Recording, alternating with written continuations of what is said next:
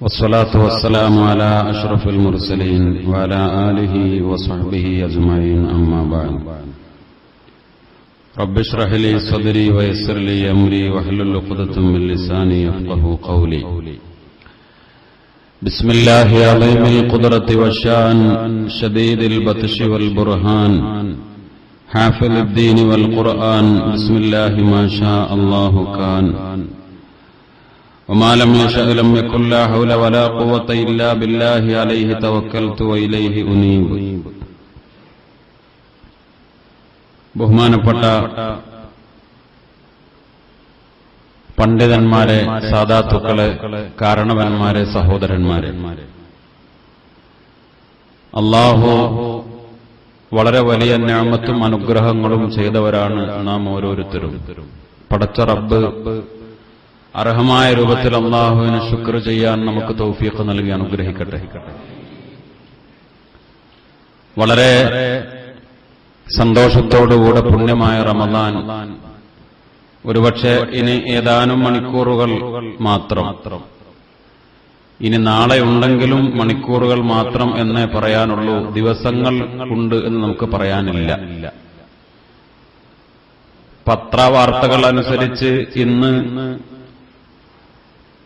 സൂര്യൻ അസ്തമിച്ചതിന് ശേഷം ചന്ദ്രൻ അസ്തമിക്കാൻ പിന്നെയും 11 മിനിറ്റ് മുതൽ കേരളത്തിൽ ബാക്കിയുള്ള 11, ചില സ്ഥലങ്ങളിൽ 12, 13 മിനിറ്റൊക്കെ വ്യത്യാസങ്ങളുണ്ട്. അപ്പോൾ മേഘാവൃതമായ അന്തരീക്ഷങ്ങളൊന്നുമില്ലെങ്കിൽ ഇന്ന് മാസപ്പിറവി കാണാൻ സാധ്യത കൂടുതലാണ്. നാളെ പെരുന്നാളാവാനുള്ള സാധ്യതയുണ്ട്. അങ്ങനെയാണ് അതിന്റെ ഒരു തർത്തീബുള്ളത്. ആദ്യം സൂര്യൻ അസ്തമിച്ച് പിന്നെ ചന്ദ്രൻ അസ്തമിക്കാൻ സമയം ഉണ്ടെങ്കിൽ 11 മിനിറ്റ് സമയം കോഴിക്കോട് ഭാഗങ്ങളിലൊക്കെ ഉണ്ട് എന്നാണ് പത്രമാധ്യമങ്ങളിലൂടെ കിട്ടിയ അറിവ്. അത് പ്രകാരം പുണ്യമായ റമദാൻ ഇന്ന് മഗ്‌രിബോടുകൂടെ യാത്ര പറയാനുള്ള സാധ്യത കൂടുതലാണ്. അല്ലാഹു സുബ്ഹാനഹു വ തആല നമ്മിൽ നിന്ന് ഖബൂൽ ചെയ്യട്ടെ. അതാണ് റബ്ബിനോട് നമുക്ക് ദുആ ചെയ്യാനുള്ളത്. റമദാൻ പോവുക എന്ന് പറഞ്ഞാൽ അത് ഒരു മുഅ്മിനിനെ സങ്കടപ്പെടുത്തേണ്ടതാണ്. അത് 29 30 എന്നത് ഒരു വിഷയമല്ല. ചില ആളുകൾ പറയും അത് പല ആളുകൾക്കും എങ്ങനെയാണെങ്കിലും ഒരു മാസം കണ്ട് ഇന്നെ മാസം കണ്ട് നാളെ പെരുന്നാൾ ആവണം എന്ന് ആഗ്രഹമുള്ള ആളുകളുണ്ടാവും. ഇന്നെ മാസം ഇനിയിപ്പോ നാളെയും കൂടി നോൽമ്പ് നോൽക്കാനാവില്ല എന്ന് ചിന്തിച്ചിട്ടല്ല. പക്ഷെ മാസം കണ്ട് നോമ്പ് പെരുന്നാൾ ഉറപ്പിച്ചാൽ അതൊരു രസമാണ്, അല്ലെ? മാസം കണ്ട് പെരുന്നാൾ ഉറപ്പിക്കുമ്പോ അതിനൊരു ലദ്ദത്ത്, അതിനൊരു രസം പറയാണ്. അപ്പൊ ഇത് പറയുമ്പോ ചില ആളോട് ഓനക്ക് കണ്ട് പെരുന്നാളാകാഞ്ഞിട്ട് എന്താ ഒരു ദിവസം കൊണ്ട് നോമ്പായാല് അതിലും അർത്ഥമല്ല.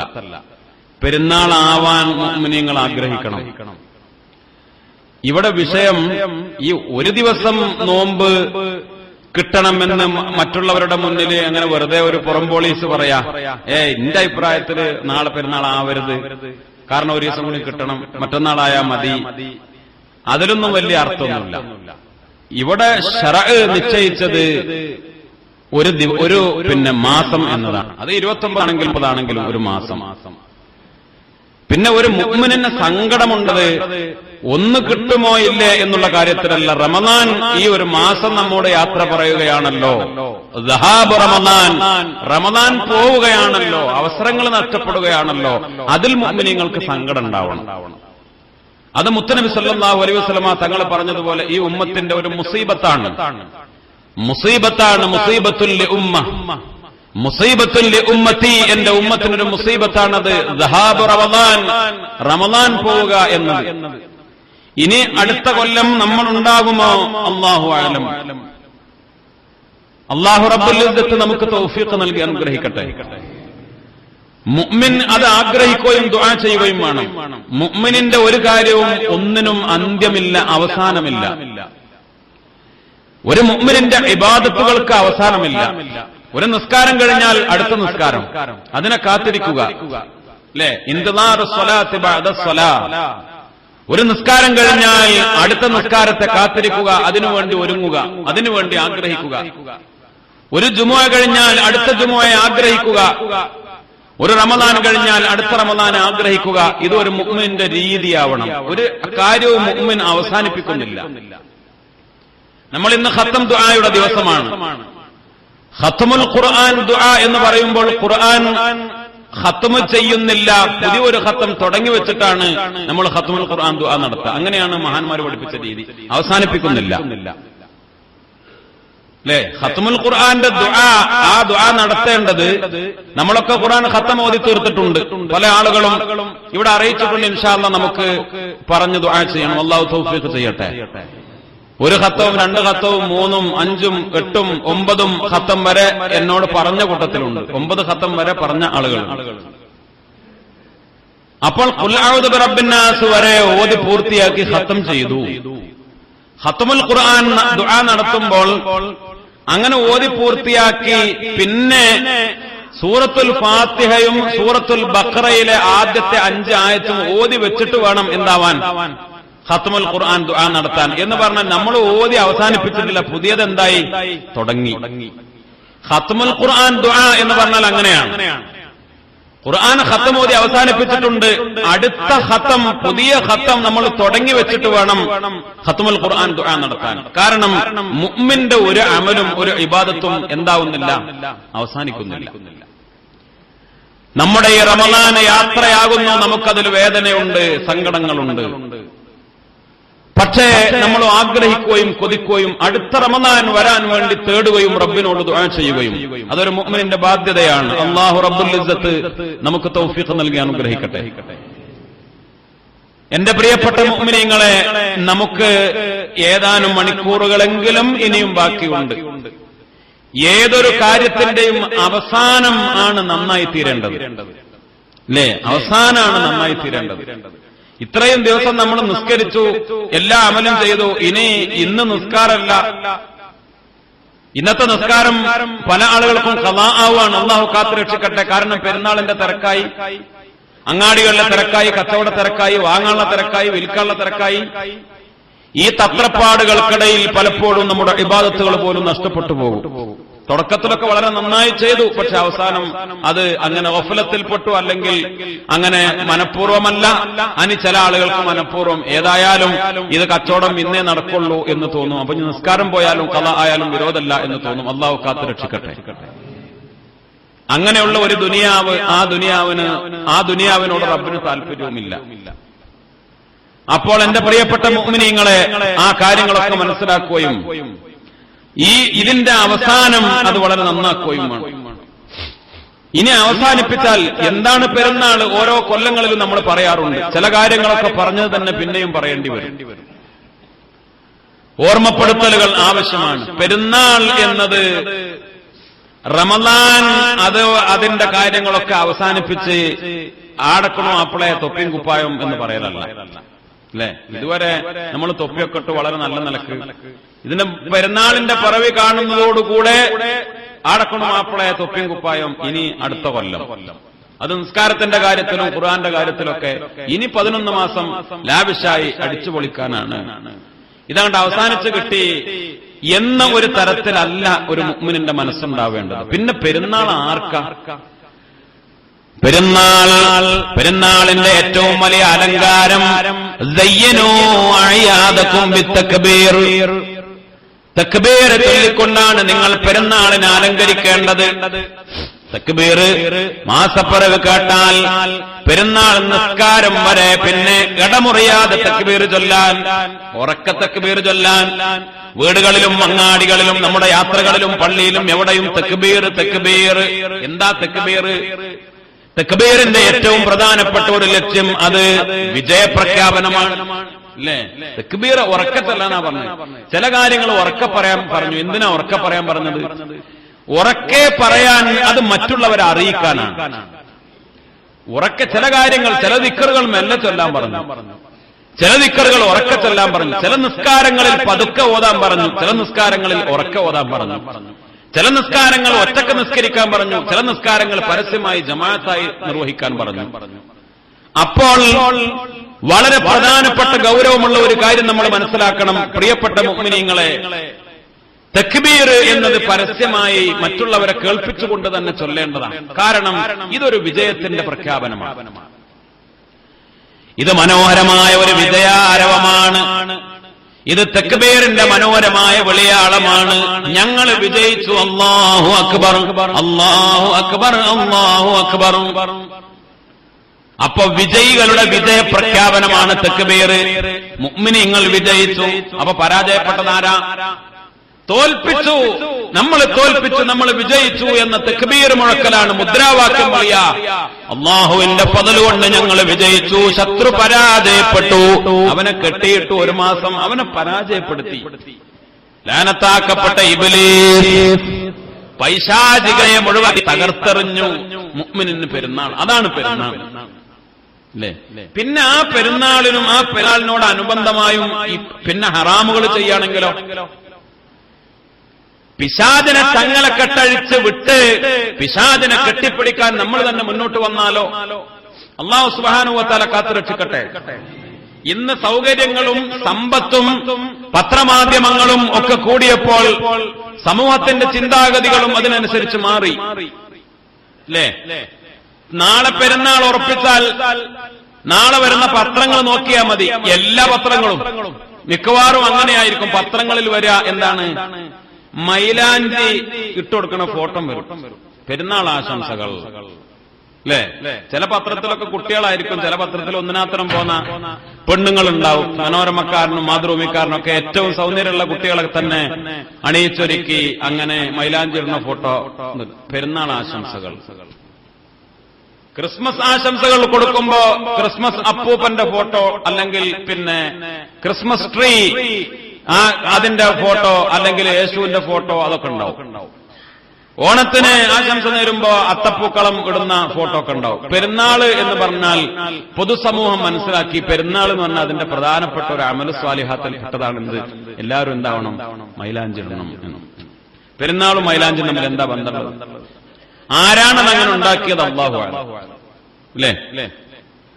പിന്നെ മറ്റൊന്നുണ്ടാവുക, പെരുന്നാൾ കഴിഞ്ഞാൽ, പെരുന്നാൾ നിസ്കാരം കഴിഞ്ഞാൽ പിന്നെ പത്രങ്ങളിലൊക്കെ വരും ആ ഈദ്ഗാഹിൽ നടന്ന പെരുന്നാൾ നിസ്കാരം, ഈ ഈദ്ഗാഹിൽ നടന്ന പെരുന്നാൾ നിസ്കാരം പത്രങ്ങളിലും വരും, ചാനലുകളിലും വരും.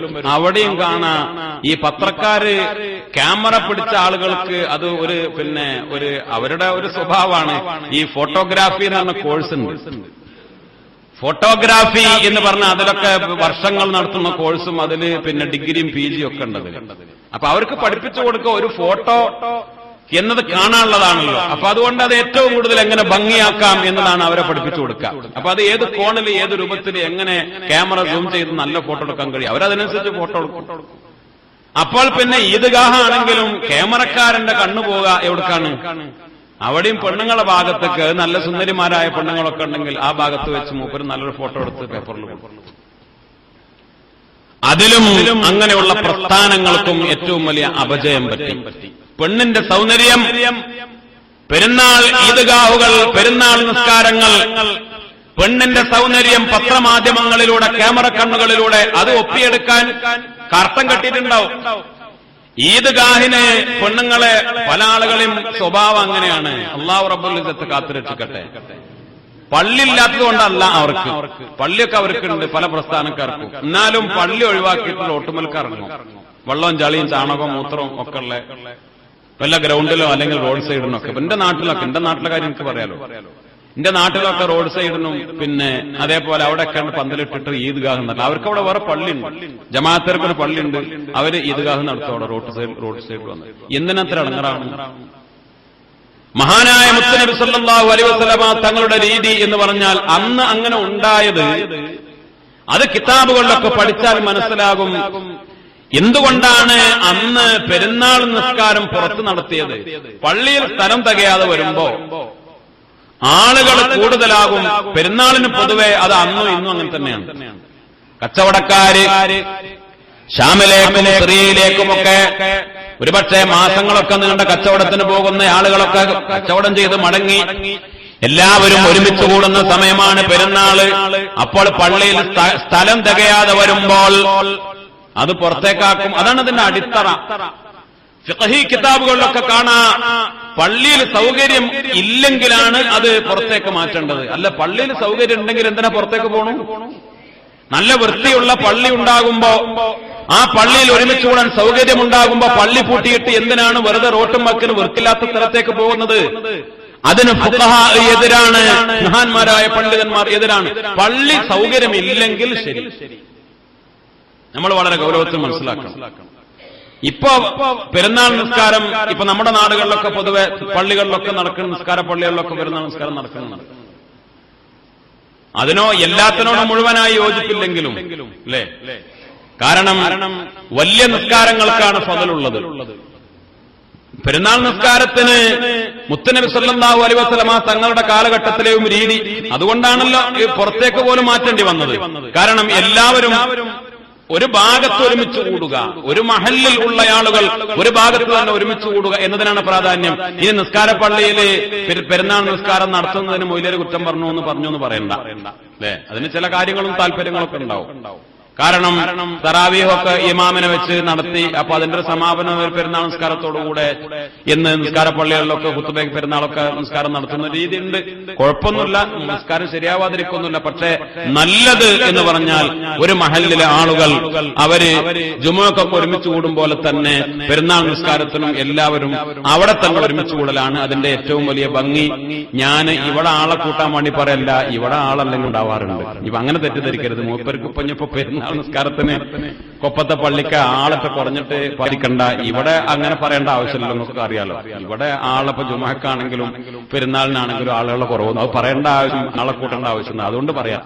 പക്ഷെ കൂടുതൽ ആളുകൾ പങ്കെടുക്കുന്നതിനാണ് പുണ്യം. അത് പെരുന്നാൾ നിസ്കാരാണെങ്കിലും അതിനാണ് പുണ്യം. അത് മനസ്സിലാക്കാൻ വേണ്ടി ഓർമ്മപ്പെടുത്തിയതാണ്. അപ്പൊ സൗകര്യമുണ്ട്, നമ്മുടെ പള്ളികളിലൊക്കെ സൗകര്യമുണ്ട്. പിന്നെ എന്തിനാ വെറുതെ അങ്ങാടിയില് ഈദ്ഗാഹ് എന്ന പേര്? പത്രത്തിലൊന്നും സാധാരണ വരില്ല. പള്ളിയിലൊന്ന് മിക്കവാറും ഇല്ല എന്നല്ല, കുറവാണ്. പത്രങ്ങളിലൊക്കെ വരെ ഈദ്ഗാഹിന് ഇന്നാൾ നേതൃത്വം നൽകി, ഇന്ന പങ്കെടുത്തു, ഇന്ന പെണ്ണുകുട്ടികളൊക്കെ പങ്കെടുത്തു. ഇതിനു വേണ്ടിയുള്ള ഒരു ഏർപ്പാട് ദീനുൽ ഇസ്ലാമിനെ ഇങ്ങനെ പത്രത്തിൽ കൊടുക്കാൻ വേണ്ടിയുള്ള ഒരു ഏർപ്പാടാക്കി ചില ആളുകൾ. അത് ഗൗരവത്തിൽ മനസ്സിലാക്കാൻ വേണ്ടി ഓർമ്മപ്പെടുത്തുകയാണ്. ഇപ്പൊ പെരുന്നാള് എന്ന് പറഞ്ഞാൽ ഇങ്ങനെയൊക്കെ പത്രക്കാരന്റെ മുന്നിൽ ഇതൊക്കെയാണ് പെരുന്നാള് എന്ന് വരുത്തി തീർക്കുകയാണ് ചില ആളുകൾ. അല്ലാഹു സുബ്ഹാനഹു വ തആല നമ്മുടെ ആഘോഷങ്ങളൊക്കെ നന്നാക്കി തരട്ടെ, വളരെ വൃത്തിയായി. പെരുന്നാളിന് മുമ്പ് തന്നെ നിസ്കാരത്തിന് വേണ്ടി പോകുന്നതിന് മുമ്പ് ഇന്ന് രണ്ടു തരത്തിൽ ഒരുങ്ങാനുള്ള അവസരമുണ്ട്. ഒന്ന്, ഇന്ന് വ്യാഴാഴ്ചയാണ്, വെള്ളിയാഴ്ചക്ക് വേണ്ടിയുള്ള ഒരുക്കം കൂടിയാണ്. അപ്പോൾ നീക്കേണ്ട മുടി, രോമങ്ങൾ, നഖം അതൊക്കെ നീക്കം ചെയ്ത് വൃത്തിയാവുക, വളരെ നന്നായി കുളിക്കുക, പെരുന്നാളിന് വേണ്ടി നന്നായി കുളിക്കുക, നല്ല വസ്ത്രം ധരിക്കുക, മുന്തിയ വസ്ത്രം ധരിക്കുക, ഏറ്റവും വിലപിടിപ്പുള്ള വസ്ത്രം ധരിക്കുക, മുന്തിയത് ധരിക്കുക. എനിക്കെന്താ പെരുന്നാൾ, ഞാൻ വയസ്സനല്ല കുട്ടികൾക്കല്ല എന്ന് പറയരുത്. പെരുന്നാൾ കുട്ടികൾക്കല്ല, പെരുന്നാൾ ആർക്കാ? വലിയ ആൾക്കാർക്കാണ്. കാരണം തക്ലീഫുള്ള നോമ്പ് പൂർത്തിയാക്കിയവർക്കാണ് പെരുന്നാൾ. പെരുന്നാൾ എന്താ, നമ്മക്കെന്താ പെരുന്നാള്? കുട്ടികൾക്കല്ലേ പെരുന്നാൾ എന്ന് പറയരുത്. പെരുന്നാൾ ആർക്കല്ല? കുട്ടികൾക്കല്ല. പെരുന്നാൾ ആർക്കാണ്? നമുക്ക് തന്നെയാണ്. നമ്മളെ സന്തോഷത്തിനാണ് കുട്ടികൾക്കും നല്ല വസ്ത്രമൊക്കെ ധരിപ്പിച്ച് കുടുംബ സന്ദർശനം മറ്റൊക്കെ അതിനു വേണ്ടി. പെരുന്നാൾ ആരുടെ ആഘോഷ? അത് തക്ലീഫുള്ള ആളുകൾ നോമ്പ് പൂർത്തിയാക്കിയവരുടെ ആഘോഷമാണ്. പിന്നെ നമ്മുടെ ആഘോഷത്തിന് നമ്മുടെ കുട്ടികളെയും പങ്കെടുപ്പിക്കാണ്.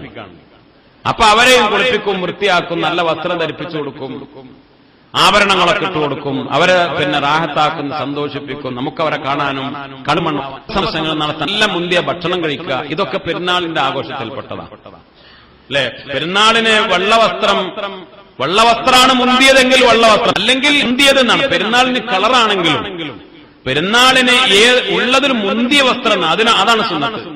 ജുമുഅക്ക് പറഞ്ഞ വെള്ളവസ്ത്രമാണ് സുന്നത്ത്. പെരുന്നാളിന് അങ്ങനല്ല, മുന്തിയ വസ്ത്രമാണ് സുന്നത്ത്. മുന്തിയത് കളറാണെങ്കിൽ കളറ്, വെള്ളയാണെങ്കിൽ വെള്ള. ചില ആളുകൾക്ക് അങ്ങനെ പറയുമ്പോൾ ഒരു ധാരണ ഉണ്ട്, എന്നാ പെരുന്നാൾക്ക് വെള്ളടാൻ പാടില്ല. അങ്ങനെയല്ല.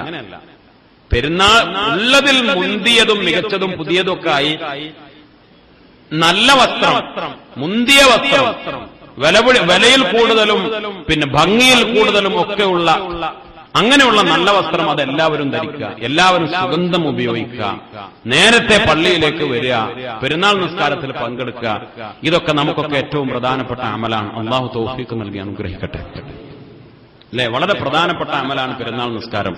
ഇൻഷാ അല്ലാഹ് അതിന്റെ കാര്യങ്ങളൊക്കെ വിശദീകരിക്കുമല്ലോ. നമുക്കൊക്കെ അറിയാം, നമ്മളൊക്കെ പെരുന്നാൾ നിസ്കാരം അത് സമയമായാൽ പങ്കെടുക്കാൻ ആഗ്രഹിക്കുന്നവരാണ്. നമ്മുടെ പള്ളിയിൽ വെള്ളിയാഴ്ച അറിയിച്ചതുപോലെ 8:30 8:30 പെരുന്നാൾ നിസ്കാരം നടക്കുക. അള്ളാഹു തൗഫീഖ് നൽകി അനുഗ്രഹിക്കട്ടെ. പടച്ച റബ്ബ് നമ്മുടെ എല്ലാ അമലുകളും ഇബാദത്തുകളും കബൂൽ ചെയ്യട്ടെ. ഞാൻ സാന്ദർഭികമായി ഒരു കാര്യം കൂടെ ഓർമ്മപ്പെടുത്തുന്നത്, ഫിത്ർ സക്കാത്ത് അത് നമുക്കൊക്കെ അറിയുന്ന, എല്ലാവർക്കും അറിയുന്ന മസലയാണ്. എന്നാലും ഒരു ഓർമ്മപ്പെടുത്തൽ എന്ന് മാത്രം. ഫിത്ർ സക്കാത്ത് എന്ന് പറഞ്ഞാൽ നിർബന്ധമായ ഒന്നാണ്, സക്കാത്താണ്. തടിയുടെ സക്കാത്താണ് ഫിത്ർ സക്കാത്ത്. നോമ്പിന്റെ പൂർണ്ണത, നോമ്പിന്റെ ഖബൂലിയത്ത്, ഒരു മാസം കഷ്ടപ്പെട്ട് ഇബാദത്ത് ചെയ്തത് അള്ളാഹു തടയും, പടച്ച റബ്ബ് തടഞ്ഞു വെക്കും. ഫിത്ർ സക്കാത്ത് കൊടുത്താലേ അത് അള്ളാഹുലേക്ക് ഉയരൂ, സ്വീകരിക്കുന്ന റസൂലുള്ളാഹി സ്വല്ലല്ലാഹു അലൈഹി വസല്ലം. അല്ലേ? നമ്മളൊക്കെ മിക്കവാറും ആളുകൾ ഫിത്ർ സക്കാത്ത് കൊടുക്കേണ്ട ആളുകളാണ്. മറ്റേ കച്ചവടത്തിന്റെ സക്കാത്തോ അല്ലെങ്കിൽ മറ്റു മുതലിന്റെ സക്കാത്തോ അതിന്റെ ആളുകൾ മാത്രമല്ല, ഫിത്ർ സക്കാത്ത് അല്ലാത്ത ആളുകളും കൊടുക്കേണ്ടി വരും. കാരണം ഫിത്ർ സക്കാത്ത് കൊടുക്കാൻ പെരുന്നാളിന്റെ ദിവസം, പെരുന്നാൾ ദിവസം അവനും അവന്റെ ആശ്രിതരും അവന്റെ കുടുംബവും, അവന് ആവശ്യമുള്ള, അവന് വീടുണ്ട്, അവനും അവന്റെ കുടുംബത്തിനും വസ്ത്രങ്ങളുണ്ട്, പ്രാഥമികമായി അവന്റെ അന്നത്തെ ഭക്ഷണ സൗകര്യങ്ങൾ അവനുണ്ട്. അത് കഴിഞ്ഞ് മിച്ചമുള്ള ആളുകളൊക്കെ കടം ഇല്ല. കടം എന്ന് പറഞ്ഞാൽ അപ്പോഴും നമ്മൾ പറഞ്ഞു, നമ്മൾ പിന്നെയും പറഞ്ഞതാണ്, കടം എന്ന് പറഞ്ഞാൽ എന്താണ് കടം? നമ്മളൊക്കെ പല ആളുകളും കടക്കാറല്ല, എല്ലാവരും കടക്കാരാണ്, എല്ലാവർക്കും കടമുണ്ട്. പക്ഷെ എന്നാൽ മിക്കവാറും ആളുകൾ ആരല്ല? ശർഅ് അനുവദിച്ച കടക്കാരല്ല. ശർഅ് അനുവദിച്ച കടക്കാരെന്ന് പറഞ്ഞാൽ നമ്മൾ മുതൽ വിറ്റ് പിന്നെ നമുക്ക് അത്യാവശ്യം ഒരു വീടും സൗകര്യം ഉണ്ടാക്കി ബാക്കിയുള്ള മുതൽ അതുകൊണ്ട് കടം വിട്ടെങ്കിൽ നമ്മൾ കടക്കാറല്ല. അല്ലേ? പറയട്ടെ, പറഞ്ഞതാണ്, ഒന്നും കൂടെ പറയട്ടെ. നമ്മളെ വീടുണ്ട്, എത്ര ഉണ്ട്? 10 സെന്റ് സ്ഥലമുണ്ട്, ഒരു വീടുണ്ട് നമുക്ക്, അതന്നെ ഉള്ളൂ. നമുക്ക് 10 ലക്ഷം റുപ്യ കടമുണ്ട്. ആ 10 സെന്റ് ഭൂമിയും നമ്മുടെ വീടും വിറ്റാൽ 50 ലക്ഷം കിട്ടും. 10 ലക്ഷം റുപ്യ കടം വീട്ടാം. ബാക്കി 40 ലക്ഷത്തിന് നമുക്ക് അനുയോജ്യമായ വീടും സൗകര്യങ്ങളൊക്കെ ഉണ്ടാക്കാം. നമ്മൾ ആരല്ല? കടക്കാരനല്ല. മനസ്സിലാകുണ്ടോ? നമ്മളെ കയ്യിൽ മുതലുണ്ട്, അല്ലെങ്കിൽ ഉള്ള വീടും പറമ്പൊന്നും ഉദാഹരണം പറഞ്ഞ പിന്നെ അതിനപ്പുറം പറയണ്ടല്ലോ. പലയിടത്തും ഭൂമിയും പറമ്പൊക്കെ അതും അവിടെ ഇവിടെ ഒക്കെ ഉണ്ട്, അല്ലെങ്കിൽ സ്വർണ്ണം ഉണ്ട്, പന്ന സൗകര്യം, കട എല്ലാവർക്കും ഉണ്ടാവും. കടം എല്ലാവർക്കും കട ഉണ്ടാവും. അപ്പൊ അതൊന്നും ശർഅ് അനുവദിക്കുന്ന കട അല്ലാണ്. അപ്പൊ അങ്ങനെ നോക്കിയാൽ നമ്മളൊക്കെ മിക്കവാറും ആളുകൾ ആരാണ്? ഫിത്ർ സക്കാത്ത് കൊടുക്കേണ്ട ആളുകളാണ്. മിക്കവാറും ആളുകൾ ഫിത്ർ സക്കാത്ത് കൊടുക്കേണ്ട ആളുകളാണ്. അല്ലാഹു സുബ്ഹാനഹു വ തആല നമുക്ക് തൗഫീഖ് നൽകി അനുഗ്രഹിക്കട്ടെ. ഓരോ കുട്ടിക്കും ഓരോ തടിക്കും പെരുന്നാള് രാവ്, ആ രാവിന്റെ സമയം എന്ന് പറഞ്ഞാൽ ഇന്നിപ്പോ മഗ്‌രിബിക്ക് പെരുന്നാൾ ഉറപ്പിച്ചു കഴിഞ്ഞാല് ആ ഒരു കുട്ടി ഇപ്പോ പിന്നെ ഈ സമയത്ത് ജനിച്ചു, അല്ലെങ്കിൽ ആ സമയത്തിന് മുമ്പായി ജനിച്ചു, ആ കുട്ടിക്കും എന്ത് ചെയ്യണം? ആ കുട്ടിയുടെ പേരിലും സക്കാത്ത് കൊടുക്കണം. അതായത് അതിന്റെ മാനദണ്ഡം എന്താണെന്ന് വെച്ചാല്, പെരുന്നാള് രാവിന്റെ തൊട്ട് മുമ്പായിട്ടും തൊട്ട് ശേഷമായിട്ടും ഉണ്ടാവുക എന്നുള്ളതാണ്. ആ സമയത്ത് ഉണ്ടാവുക. അപ്പൊ എന്ന് പറഞ്ഞപ്പോ ഈ മഗ്‌രിബിന് ശേഷം പിന്നെ സൂര്യ അസ്തമയത്തിന് ശേഷം പിന്നെ അതിന് ശേഷം ഒരു കുട്ടി ജനിച്ചാൽ ആ കുട്ടിക്ക് എന്തില്ല? നിർബന്ധമല്ല. പക്ഷെ അതിന് മുമ്പ് ജനിച്ചാൽ ആ സെക്കൻഡിൽ വരെ ഒരു കുട്ടി ജനിച്ചിട്ടുണ്ടെങ്കിൽ ആ കുട്ടി കൊടുക്കണം. ഒരാള് പിന്നെ പെരുന്നാൾ രാവായതിനു ശേഷം മരിച്ചു, ഇന്ന് വൈകുന്നേരം മാസം ഉറപ്പിച്ച ഒരാൾ മരിച്ചു, അയാളുടെ പേരിൽ എന്ത് ചെയ്യണം? കൊടുക്കണം. അപ്പൊ ആ സമയത്ത് പെരുന്നാൾ രാവിന്റെ സമയത്ത് ആരൊക്കെ ഹയാത്തിന് ജനനം കൊണ്ടും പിന്നെ മരിക്കാതിരിക്കൽ കൊണ്ടും ആ സമയത്ത് ആരൊക്കെ ഹയാത്തിലുണ്ടോ അവരുടെയൊക്കെ പേരിൽ എന്താവണം? കൊടുക്കണം. അപ്പൊ നമ്മുടെ ഭാര്യ, നമ്മുടെ തടി, നമ്മുടെ ഭാര്യ, നമ്മുടെ മക്കള്, നമ്മൾ ചെലവിന് കൊടുക്കാൻ ബാധ്യതയുള്ള ആളുകൾ ആരൊക്കെയാ? അത് ഓരോരുത്തർക്കും ചിലപ്പോൾ ഉമ്മാക്കും വാപ്പാക്കും നമ്മൾ ചെലവിന് കൊടുക്കുന്ന നിർബന്ധമായ അവസ്ഥയിലായിരിക്കും. അപ്പൊ അവരും കൊടുക്കണം. നമ്മുടെ ആശ്രിതർ, നമ്മുടെ ഇയാൽ ആരൊക്കെയാണോ അവരുടെ പേരിൽ നമ്മൾ ഫിത്ർ സക്കാത്ത് കൊടുക്കണം. ഫിത്ർ സക്കാത്ത് കൊടുക്കേണ്ടത് ഈ ആള് എവിടെയാണോ ഉള്ളത് അവിടെയാണ്. ഗൾഫിലുള്ള ആളുകളൊക്കെ അവരുടെ തടിയുടെ സക്കാത്ത് അവിടെ കൊടുക്കുകയും ഭാര്യ മക്കൾക്കുള്ളത് നാട്ടിൽ കൊടുക്കാൻ വേണ്ടി ഏൽപ്പിക്കുകയാണ് വേണ്ടത്. മനസ്സിലാവുണ്ടോ? മുണ്ടാതിരുന്നിട്ട് കാര്യമില്ല. ഞാനിത് പറയാൻ കാരണം, ഗൾഫിലുള്ള ആളുകള് ഇപ്പൊ ഇത് കേൾക്കുന്നുണ്ട്. നമ്മുടെ ക്ലാസ് റൂമിലൂടെയൊക്കെ ഗൾഫുകാരിത് കേൾക്കുന്നുണ്ട്. അത് നമുക്ക് അറിയാൻ വേണ്ടി പറയാണ്. നമ്മുടെ കുടുംബക്കാർക്ക് ഗൾഫിലുണ്ട്. ഗൾഫിലുള്ള ഒരാളാണെങ്കിൽ അവനാണ് ഉത്തരവാദിത്വം. അവൻ ഭാര്യനോട് വിളിച്ചു പറയണം. എന്ത്? ഒന്നുകിൽ എഴുത്ത് മുഖേന അല്ലെങ്കിൽ വിളിച്ചു പറയണം, ഇങ്ങനെ ഫിത്ർ സക്കാത്തിന്റെ അരി കൊടുക്കട്ടോ എന്ന് ഏൽപ്പിക്കണം, വക്കാലത്താക്കണം, ഏൽപ്പിക്കണം. കാരണം കൊടുക്കാനുള്ള ഉത്തരവാദിത്തം ആർക്കാ? ഓർക്കാണ്. അപ്പൊ അത് കൊടുക്കാൻ ഇവിടെ ഏൽപ്പിക്കണം. ഭാര്യക്കല്ല ഉത്തരവാദിത്വം, കൊടുക്കാനുള്ള ഉത്തരവാദിത്വം ആർക്കാണ്? ഭർത്താവിനാണ്. അപ്പൊ അവൻ പറഞ്ഞു ഏൽപ്പിക്കണം. ഭാര്യനോടന്നെ പറയണമെന്നില്ല, പാപ്പാനോടോ അല്ലെങ്കിൽ ആരോടെങ്കിലും വിളിച്ചു പറഞ്ഞ് ഏൽപ്പിച്ചാൽ മതി. ഇങ്ങനെ എന്റെ ഭാര്യയുടെയും കുട്ടികളെയും ആ ഫിത്ർ സക്കാത്തിന്റെ അരി കൊടുക്കണം എന്ന് പറഞ്ഞ് ഏൽപ്പിച്ചാൽ മതി. ഉത്തരവാദിത്വം അവനാണ്. അവന്റെ ഇവിടെയല്ല കൊടുക്കേണ്ടത്, അവന്റെ കൊടുക്കേണ്ടത് അവിടെയാണ്. നമ്മൾ കൊല്ലം പറയാറുണ്ട്, എന്നാലും ചില ആളുകൾക്ക് എങ്ങനെ പറഞ്ഞാൽ അവന് കൺഫ്യൂഷൻ ഉണ്ടാവും. അവനെ ഓർമ്മപ്പെടുത്താം. നമ്മൾ എവിടെയാണോ ഉള്ളത് അവിടെയാണ് കൊടുക്കേണ്ടത്. അപ്പൊ ഞാന് ഇന്ന് പെരുന്നാൾ ഉറപ്പിക്കുന്ന സമയത്ത് ഞാൻ കൊപ്പത്താണ് ഉണ്ടാവുക. അപ്പൊ എന്റെ ഫിത്ർ സക്കാത്തിന്റെ അരി ഞാൻ എവിടെ കൊടുക്കണം? ഇവിടെ കൊപ്പത്ത് കൊടുക്കണം. വല്ലപ്പുഴ കൊടുക്കാൻ പറ്റൂല.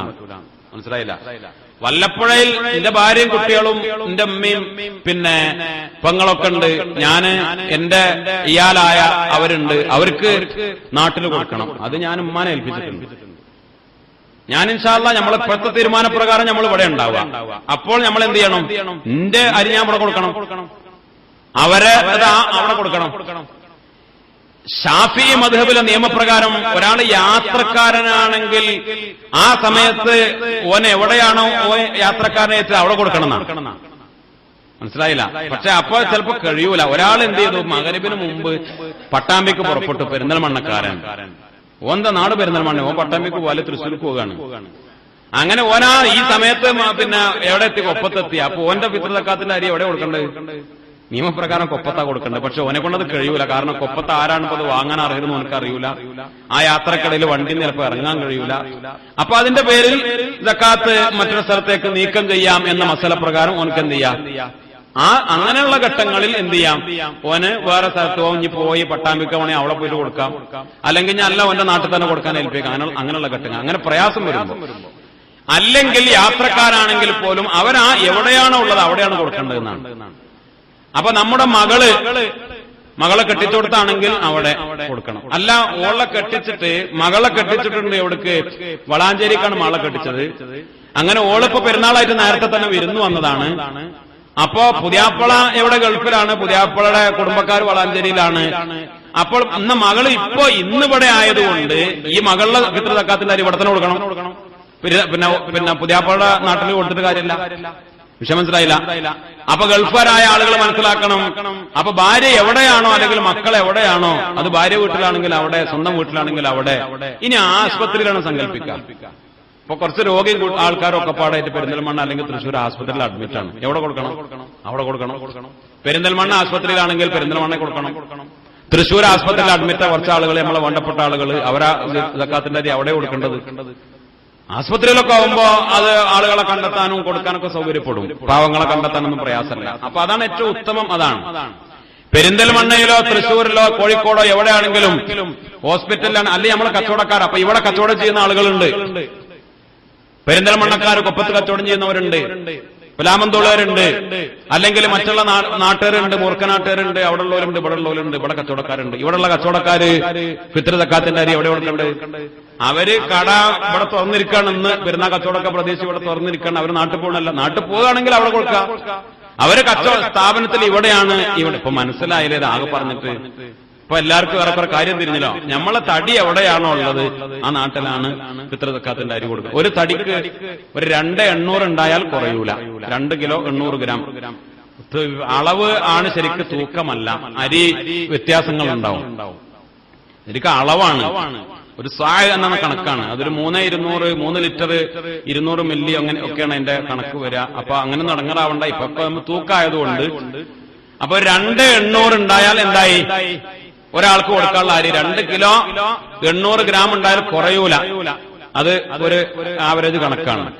അഭിപ്രായ വ്യത്യാസങ്ങളൊക്കെ പല ആളുകളും അത് ഓരോരുത്തരും പിന്നെ ചില മുദ്ദിന്റെയും സ്വായിന്റെയും തൂക്കത്തിൽ പല അഭിപ്രായങ്ങൾ പറഞ്ഞിട്ടുണ്ട്. അതിന് അഭിപ്രായങ്ങൾ വരാൻ കാരണം ഒരാള് ഒരു ആലിം, ഒരു പണ്ഡിതൻ ഒരു അരി തൂക്കി നോക്കിയപ്പോ അയാൾക്ക് കിട്ടിയ കണക്ക് അങ്ങനെയാണ്. വേറൊരാള് വേറെ അരിയാണ് തൂക്കി നോക്കിയത്, അപ്പൊ തൂക്കത്തിൽ വ്യത്യാസം വന്നു.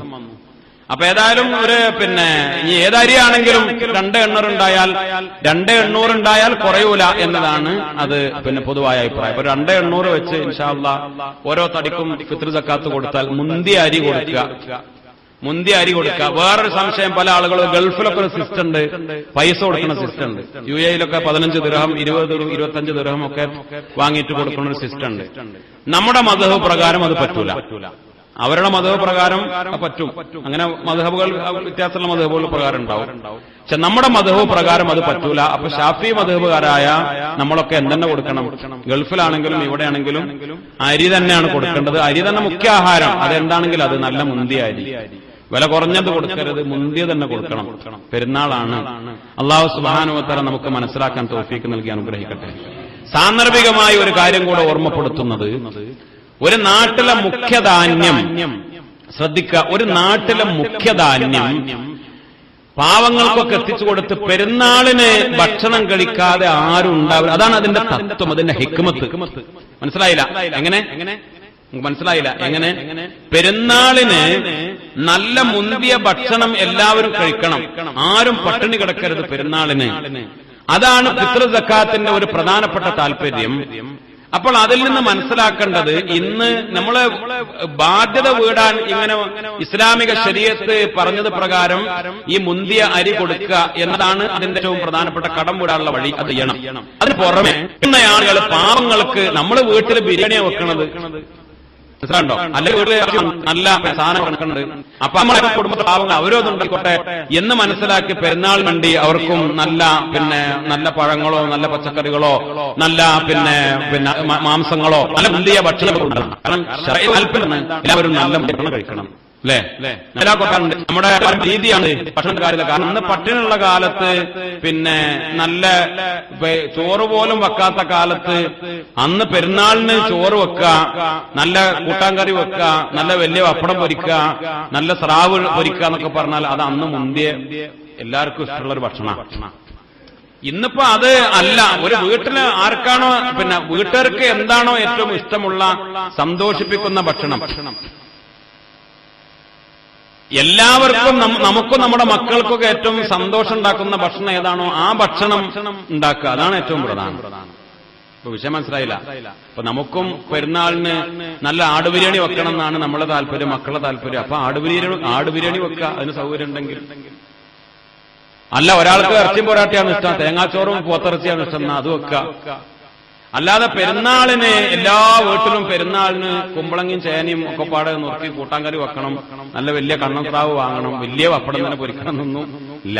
പിന്നെ ചില ആളുകൾക്ക് അതുണ്ടാവും. കാരണം ഈ റമദാനൊക്കെ കഴിഞ്ഞ് എല്ലാ ദിവസവും ഇറച്ചിയും പത്തിരിയൊക്കെ പായി ഇനി പെരുന്നാളാവുമ്പോൾ നല്ലൊരു കൂട്ടാൻകറി, ഒരു സ്രാവിന്റെ കണ്ടോ വലിയ പപ്പടമൊക്കെ ഉണ്ടായാൽ അതൊരു രസമാണ്. അതാണ് ഇഷ്ടം എങ്കിൽ അത് നമുക്ക് നമ്മുടെ കുടുംബത്തിന് ഏറ്റവും ഇഷ്ടപ്പെട്ട നല്ല ഭക്ഷണം അന്നുണ്ടാക്കി കഴിക്കുക എന്നതാണ് പെരുന്നാളിന്റെ പ്രധാനം. അപ്പൊ വസ്ത്രത്തിലും ഭക്ഷണത്തിലും ശരീരത്തിലും ശുദ്ധിയിലും വൃത്തിയിലും സുഗന്ധത്തിലും ഒക്കെ ഏറ്റവും നല്ല മികച്ച രൂപത്തിൽ മനസ്സിനെ സന്തോഷിപ്പിച്ചുകൊണ്ട് പെരുന്നാൾ ആഘോഷിക്കുക. അന്ന് കുടുംബ സന്ദർശനം നടത്തുക, രോഗികളെ സന്ദർശിക്കുക, യതീമുകൾ പാവങ്ങൾ അവരുടെയൊക്കെ കണ്ണീരൊപ്പ് അവരൊക്കെ സഹായിക്കുക. ഇതൊക്കെയാണ് ഒരു മുഅ്മിനിന്റെ പെരുന്നാൾ ആഘോഷം. അള്ളാഹു നമുക്ക് പഠിക്കാനും മനസ്സിലാക്കാനും തൗഫീഖ് നൽകി അനുഗ്രഹിക്കട്ടെ. ഇൻഷാ അള്ളാഹ് നമ്മുടെ വിഷയം ഇന്ന് മത പഠനത്തിന്റെ പ്രാധാന്യം എന്നതാണ്, മതവിദ്യയുടെ നേട്ടങ്ങൾ എന്നതാണ് ഇന്ന് നമ്മൾ കൊടുത്ത വിഷയത്തിന്റെ പേര്. നമ്മൾ ഇത്രയും ദിവസങ്ങളിലൊക്കെ പഠിച്ചത് മതപരമായ അറിവുകളാണ്, മതപരമായ വിജ്ഞാനങ്ങളാണ്. നമ്മുടെ മദ്രസകൾ നമ്മുടെ കുഞ്ഞുമക്കളെ പഠിപ്പിക്കുന്നത് മതപരമായ വിജ്ഞാനങ്ങളാണ്, അറിവുകളാണ്. പ്രത്യേകിച്ച് അങ്ങനെ ഒരു വിഷയം വെക്കാനുള്ള ഒരു സാഹചര്യം കൂടെ പരിഗണിച്ചത് റമദാൻ ഷരീഫ് കഴിഞ്ഞ് 6-ാം നോമ്പൊക്കെ കഴിഞ്ഞാൽ മദ്രസകൾ തുറക്കും, പള്ളി ദർസുകൾ തുറക്കും, മതവിദ്യാഭ്യാസ സ്ഥാപനങ്ങളൊക്കെ തുറക്കുന്ന ഒരു സമയമാണ്. ഈ സമയം നമ്മുടെ മക്കളെ, നമ്മുടെ പേരക്കുട്ടികളൊക്കെ ദീൻ പഠിപ്പിക്കാനുള്ള വലിയ താല്പര്യം നമുക്കുണ്ടാവണം. അല്ലാഹു റബ്ബുൽ ഇസ്സത്ത് തൗഫീഖ് നൽകി അനുഗ്രഹിക്കട്ടെ. നമ്മുടെ മഹല്ലിലെ 2 പെൺകുട്ടികൾ അവർക്ക് 7ാം ക്ലാസ്സിലെ റാങ്കിന്റെ സമ്മാനം കൊടുത്ത ഒരു സദസ്സാണിത്. റാങ്കുകളുടെ കാര്യത്തിലൊക്കെ നമ്മുടെ പെൺകുട്ടികൾ മുന്നോട്ട് വരുന്നു എന്നത് വളരെ വളരെ വളരെ വലിയ സന്തോഷമുള്ള ഒരു കാര്യമാണ്. പ്രത്യേകിച്ച് പെൺകുട്ടികൾക്ക് മതപഠനം നൽകണം. അല്ലാഹു റബ്ബുൽ ഇസ്സത്ത് തൗഫീഖ് നൽകി അനുഗ്രഹിക്കട്ടെ. മക്കൾ നന്നാവാൻ ഏറ്റവും പ്രധാനമായി ഇൽമു കൂടുതൽ ഉണ്ടാവേണ്ടത് പെൺകുട്ടികൾക്കാണ്. പക്ഷെ നമ്മൾ ശ്രദ്ധിക്കാതെ പോകുന്നത് പെൺകുട്ടികളുടെ മതവിദ്യാഭ്യാസമാണ്. അല്ലേ? നമ്മുടെ മക്കൾ, അത് ആൺകുട്ടികളായാലും പെൺകുട്ടികളായാലും, തലമുറകൾ അവർ വളർന്നു വരുമ്പോൾ അവർക്ക് ദീനിന്റെ അടിത്തറ പഠിപ്പിച്ചു കൊടുക്കുന്നത് ഉമ്മമാരാണ്. അൽ ഉമ്മ മദ്രസത്തുൽ അവ്വൽ, ഉമ്മയാണ് ആദ്യത്തെ മദ്രസ. മദ്രസയിൽ കൊണ്ടു ചേർത്താലും മദ്രസയിൽ പഠിപ്പിക്കുന്ന കാര്യങ്ങൾ പഠിപ്പിക്കാനുള്ള ഉത്തരവാദിത്വം ആർക്കാണ്? ഉമ്മാക്കാണ്. കാരണം നമുക്കതിന് നേരല്ല. ഈ നേരമുണ്ടെങ്കിലും നമുക്കതിന് വെച്ചാൽ താല്പര്യമല്ല. അയച്ചു നോക്കിക്കോ, ഓളെ ഏൽപ്പിക്കും. അല്ലേ? എന്നിട്ട് ഓൾക്ക് അറിയണത് ഓള് ഒളിപ്പിച്ചു കൊടുക്കും. എന്നാ ഓൾക്ക് അറിയുമെങ്കിൽ എത്ര സാറാ. അല്ലേ? പെണ്ണുങ്ങൾക്ക് ഖുർആൻ നന്നായിട്ട് അറിയാം, പാരായണം ചെയ്യാൻ അറിയാം, ഓതാൻ അറിയാം, പിന്നെ അറബി നോക്കി ഓതാൻ അറിയാം, അറബി മലയാളം വായിക്കാൻ അറിയാം, കുട്ടികളുടെ പിന്നെ പാഠ കിതാബുകളൊക്കെ പഠിപ്പിച്ചു കൊടുക്കാൻ അറിയാം. ഇപ്പൊ വലിയ ക്ലാസുകളിലൊക്കെ, ഉയർന്ന ക്ലാസുകളിലൊക്കെ എന്ന് പറഞ്ഞാൽ 10ാം ക്ലാസ്, 11ാം ക്ലാസ്, 12ാം ക്ലാസ് വരെ ഇപ്പൊ മദ്രസ ഉണ്ട്. ഉയർന്ന ക്ലാസുകളിലൊക്കെ ഖുർആൻ വ്യാഖ്യാനം, ഖുർആൻ ഓതാൻ പഠിപ്പിക്കല്ല, ഖുർആൻ അർത്ഥവും അതിന്റെ വ്യാഖ്യാനം പഠിപ്പിക്കുക, തഫ്സീർ പഠിപ്പിക്കുക.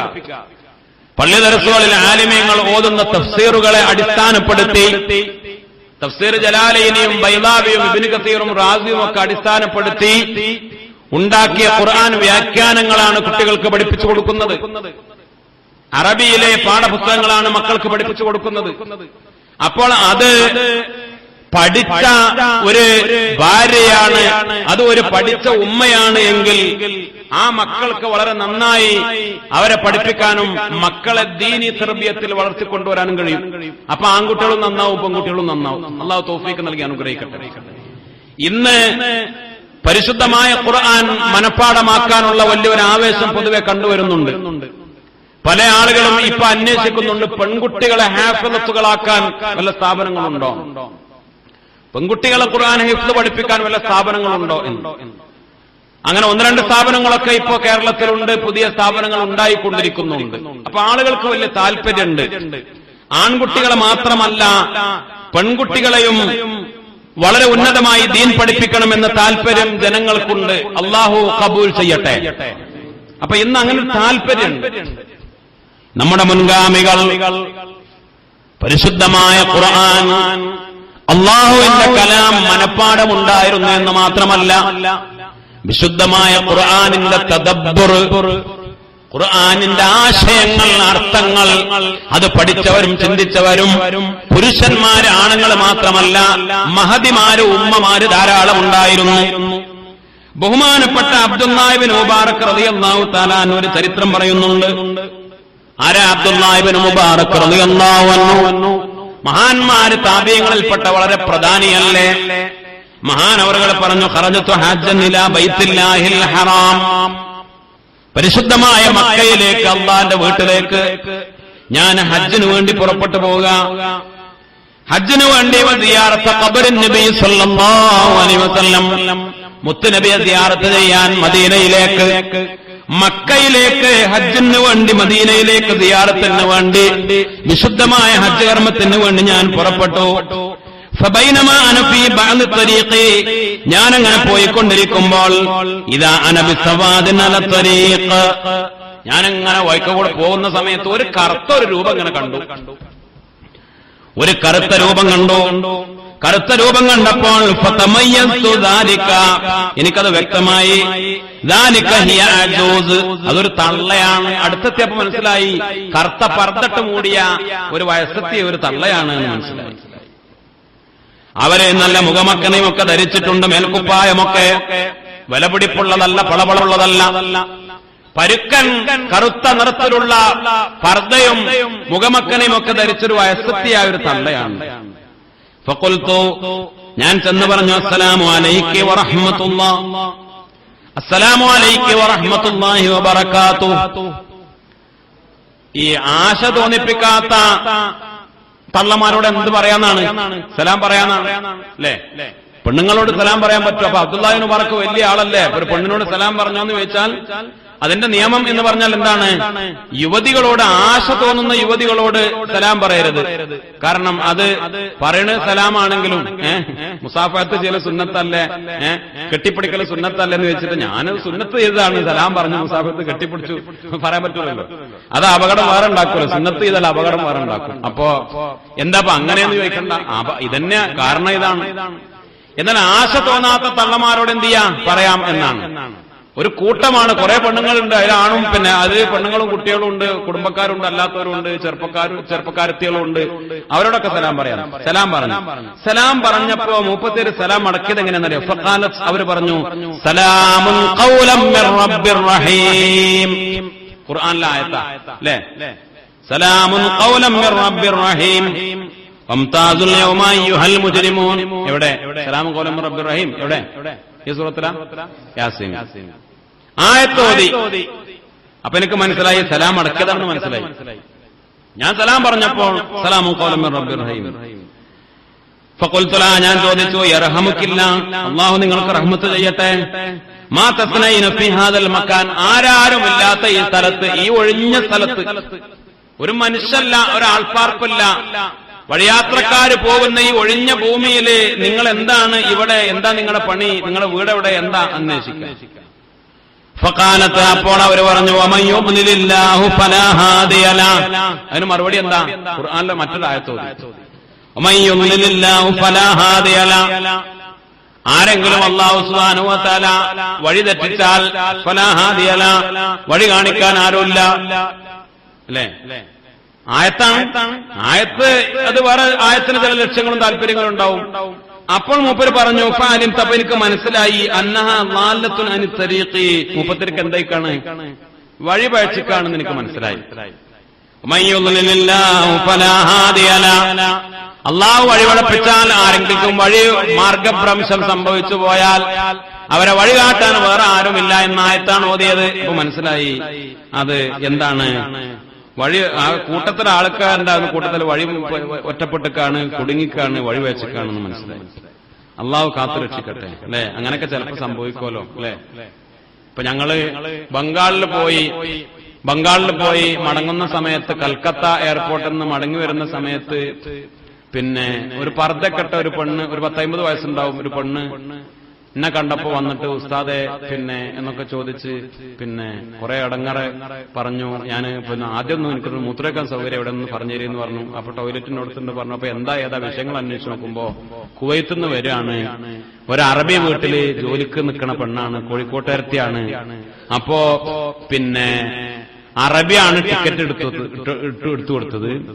അറബി ടിക്കറ്റ് എടുത്തു കൊടുത്ത് അറബി പിന്നെ ട്രാവൽസ് ചെന്നിട്ട് എന്ത് പറഞ്ഞു, കാലിക്കൂത്തിൽക്ക് എന്ത് വേണം, കാലിക്കൂത്തിൽക്ക് ടിക്കറ്റ് വേണമെന്ന് പറഞ്ഞു. അപ്പോ പിന്നെ ട്രാവൽസുകാരൻ അറബിയല്ലേ പറയണത്, അറബി പിന്നെ പോണ ട്രാവൽസില്, മലയാളികൾ പോണ ട്രാവൽസിലാണെങ്കിൽ അവർക്ക് മനസ്സിലാവും ആ കാര്യങ്ങളൊക്കെ.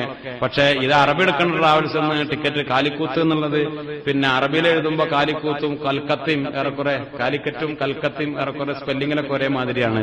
അങ്ങനെ ഈ തള്ളക്ക് പാവം ടിക്കറ്റ് അങ്ങോട്ട് അടിച്ചു കൊടുത്തു. അങ്ങനെ അത് വന്നിറങ്ങിക്കണ്. നാട്ടിലേക്ക് അവിടുന്ന് പോരുമ്പോ കുട്ടികളോടൊക്കെ വിളിച്ചു പറഞ്ഞിട്ടുണ്ട് ഓല അവിടെ കാത്തു നിൽക്കുക, ഇവിടെ കോഴിക്കോട് എയർപോർട്ടിൽ. 37 ലഗേജൊക്കെ താങ്ങിയിട്ട് പുറത്തേക്ക് ഇറങ്ങാണ്. എന്താ എന്റെ കുട്ടികളൊക്കെ പാടെ വണ്ടി കൊണ്ട് കാത്തുക്കണം. 2 കൊല്ലം മുമ്പ് ഗൾഫ് പോയതാ.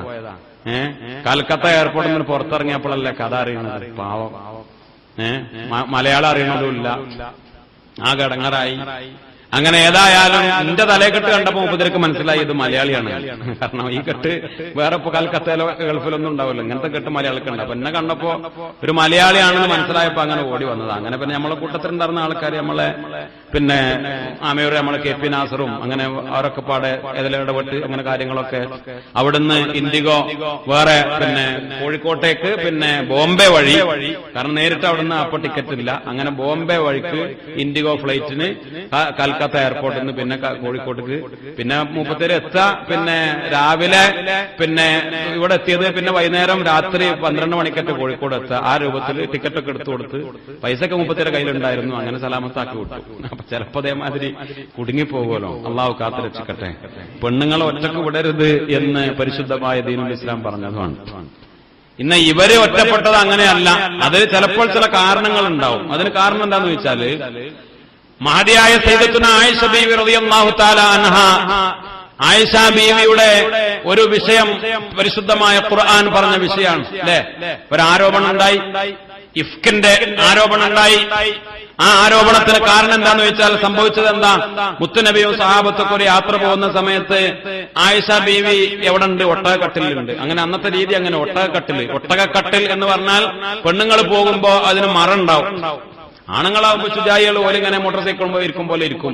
പക്ഷെ പെണ്ണുങ്ങളാവുമ്പോ അത് കെട്ടിമറച്ച കട്ടിൽ ഉള്ള അത് ഒട്ടകപ്പുറത്ത് കയറ്റി വെക്കുക ചെയ്യാം. എവിടെ യാത്ര അവസാനിക്കുമ്പോ കട്ടില് എടുത്തു വെക്കും, അങ്ങനെ പോകുമ്പോ കട്ടിലെടുത്ത് വെക്കും. അപ്പൊ ആയിഷ ബീവി, ആളുകൾ വന്നിട്ട് യാത്ര പുറപ്പെടാനായപ്പോ ആയിഷ ബീവിയുടെ ഒട്ടകപ്പുറത്തേക്ക് ഒട്ടകക്കട്ടിൽ എടുത്തിട്ട് എന്ത് ചെയ്തു വെച്ചു. ആയിഷ ബീവി അന്ന് വലിയ കനുണ്ടായിരുന്നില്ല, ചെറുപ്പക്കാരിയല്ലേ. മുത്തുനബി മരിക്കുമ്പോ തന്നെ എത്ര വയസ്സാ? 19 വയസ്സാണ്. അപ്പോ വളരെ ചെറുപ്രായമാണ്, കുട്ടിയാണ്, കനമല്ല. ആയിഷബി പറയണ്ട് അവസാനമായപ്പോ പിന്നെ കനം കൂടിയിരുന്നു, തടി കൂടിയിരുന്നു. ആദ്യമൊക്കെ മുത്തുനബിയും ആയിഷബിയും തമ്മിൽ ഓട്ട മത്സരം നടത്തും. ആരാണ് ജയിക്കുക? ആയിഷബിയോ ജയിക്കുക. കാരണം പിന്നെ എന്താണ്, സ്കെൽറ്റാണ്. അതുകൊണ്ട് അപ്പൊ കനം തീരണ്ടായിരുന്നില്ല. പിന്നെ 3-4 ആള് കൂടിയാണ് പൊക്കി എന്നാണ് വെക്കുമ്പോ ഇതിൽ ആള് ഉണ്ട് എന്നാണ് അവര് വിചാരിച്ചത്. പക്ഷെ സംഗതി എന്തായിട്ടുണ്ടായിരുന്നില്ല, ആയിഷ ബീവി അതിനുള്ളിലുണ്ടായിരുന്നില്ല.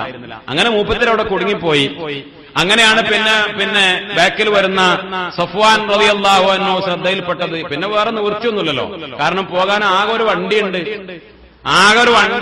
ആയിഷ ബീവി ഉണ്ട്, മൂപ്പരുണ്ട്. എന്താ പിന്നെ കാട്ടാ? നിങ്ങൾ ഇനിയിപ്പോ അന്ന് നോക്കണ്ട, കേറിക്കോളിന്നൊരു ബാക്കിൽ അങ്ങനെ കൊണ്ടുപോകല്ല നിവൃത്തിരിച്ചാൽ. അങ്ങനെയാണല്ലോ കുടുങ്ങിയ കള്ളിൽ ഇപ്പൊ അങ്ങനെ കൊണ്ടുപോയി. പിന്നെയാണ് അത് ആരോപണം ഒക്കെ കൂടെ ആകെ വിഷയങ്ങൾ ഉണ്ടായത്.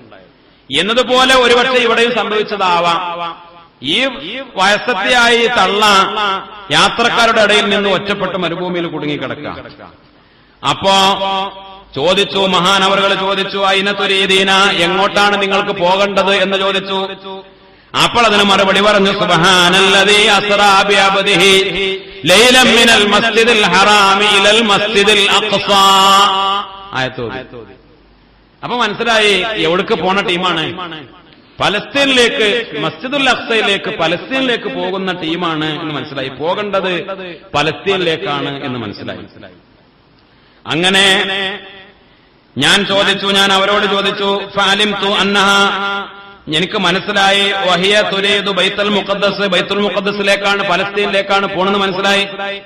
ഞാൻ അവരോട് ചോദിച്ചു, അൻതി കം ലകി ഫീ ഹാദൽ മൗളി, നിങ്ങൾ ഇവിടെ കുടുങ്ങിയിട്ട്, ഇങ്ങനെ യാത്രാ സംഘത്തുനിന്ന് കുടുങ്ങിയിട്ട് വഴിപഴിച്ചിട്ട് എത്ര ദിവസമായി? കാലത്ത് അവർ പറഞ്ഞു, സലാസലയാലിൻ സവിയ്യ. അപ്പോഴും ആയത്ത്, അതിനും മറുപടി എന്തെന്നെ? ആയത്തന്നെ, 3 ദിവസമായി എന്ന് മനസ്സിലായി. ഞാൻ ചോദിച്ചു, നിങ്ങളുടെ കൂടെ ഭക്ഷണമൊന്നുമില്ലല്ലോ അല്ലേ? കാരണം നിങ്ങളുടെ കൂടെ ഭക്ഷണമൊന്നും ഞാൻ കാണുന്നില്ലല്ലോ.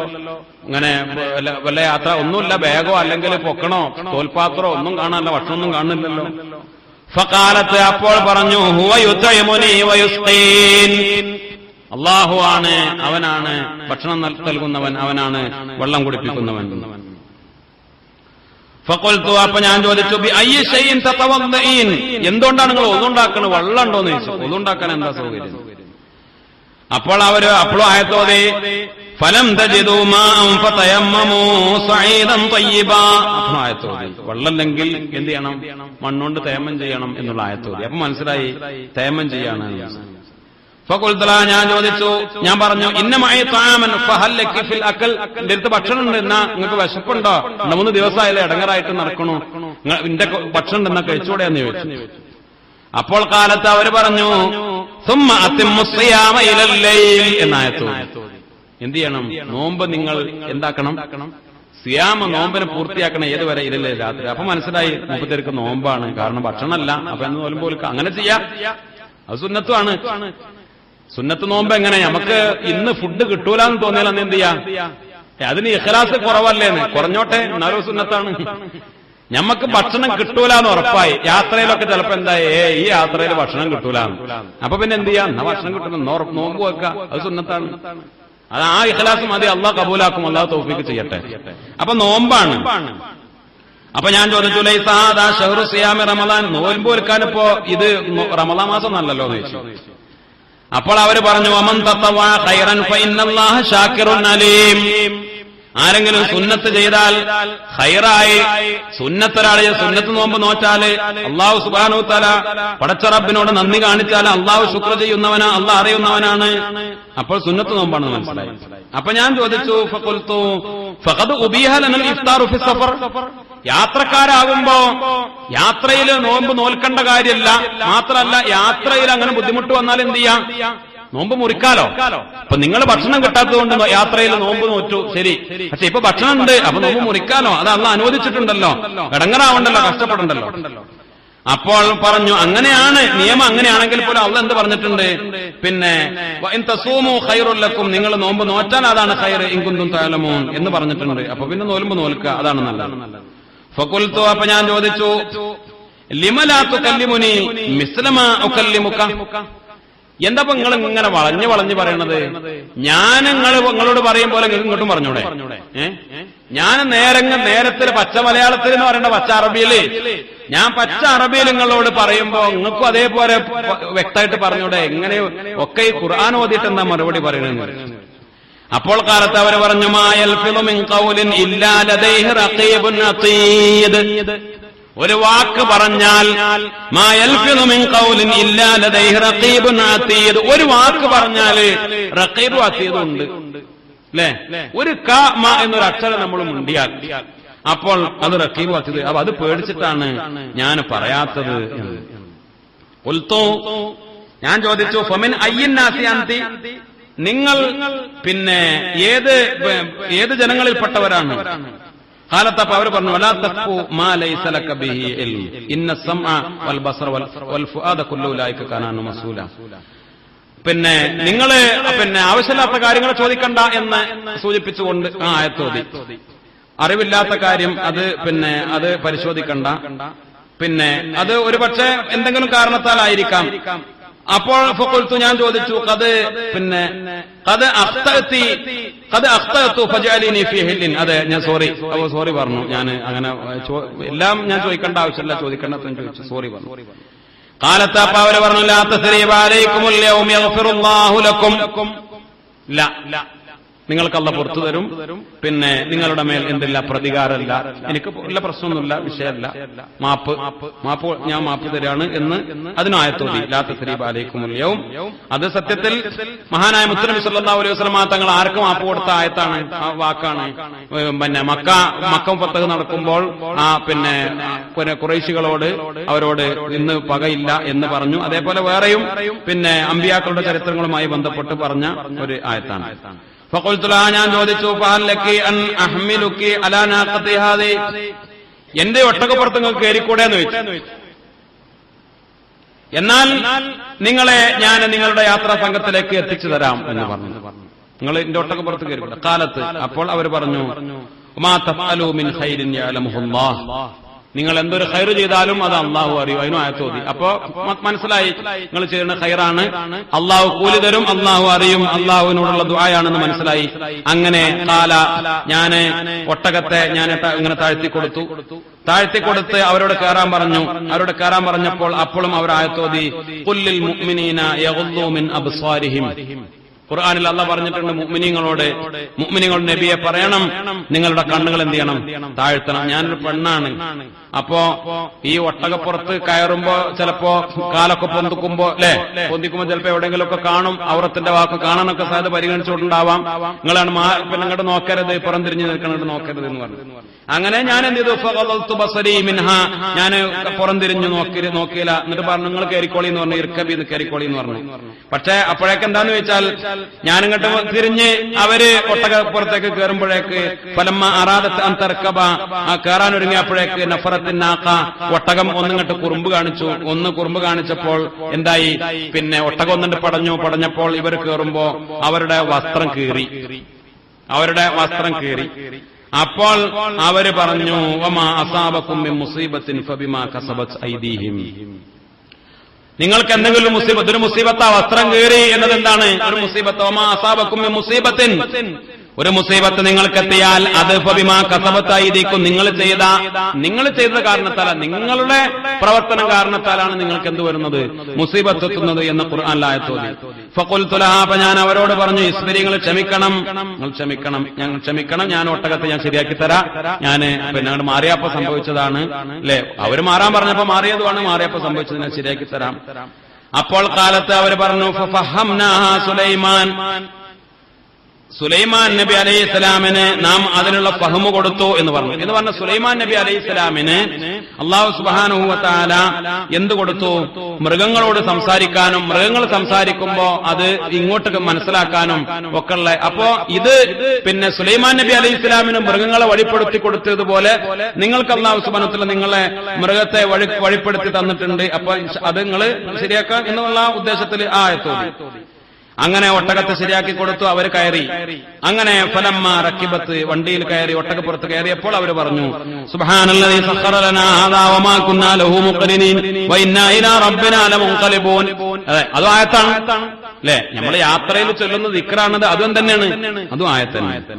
അങ്ങനെ കാല അദ്ദേഹം പറഞ്ഞു, ഫഅഖദതു ബിസിമാമിൻ നാഖ, ഒട്ടകത്തിന്റെ കടിഞ്ഞാണ് ഞാൻ പിടിച്ചു.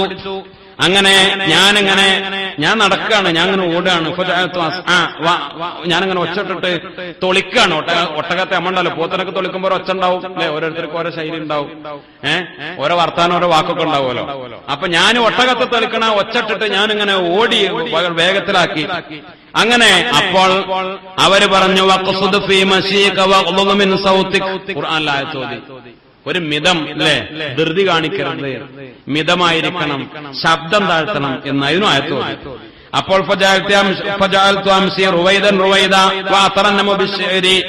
അപ്പൊ പിന്നെ ഞാൻ എന്ത് കുറച്ച് വേഗത കുറച്ച് അങ്ങനെ ഒരു മൂളിപ്പാട്ടും പാടിയിട്ട് പിന്നെ ഒച്ചടലും തൊളിക്കലൊക്കെ നിർത്തി ഒരു മൂളിപ്പാട്ട് ഇങ്ങനെ പാടി ഞാൻ അങ്ങനെ പോകാൻ തുടങ്ങിയപ്പോൾ അവര് പറഞ്ഞു, കാലത്ത് അവര് പറഞ്ഞു, ഫഖറഊ മാ തയസ്സറ മിനൽ ഖുർആൻ, എന്തിനായി മൂളിപ്പാട്ട് പാടുന്നു, ഫഖറഊ നിങ്ങൾ ഓതണം, മാ തയസ്സറ മിനൽ ഖുർആൻ, ഖുർആൻ നിങ്ങൾക്ക് അറിയുന്നത്. ഫഖുൽതു ലഹാ, അപ്പൊ ഞാന് അവരോട് പറഞ്ഞു, ലഖദ് ഊതീതി ഖൈറാ, നിങ്ങൾ വലിയ ഖൈറ് നൽകപ്പെട്ടവരാണല്ലോ, നിങ്ങൾ സാധാരണക്കാരി അല്ലല്ലോ.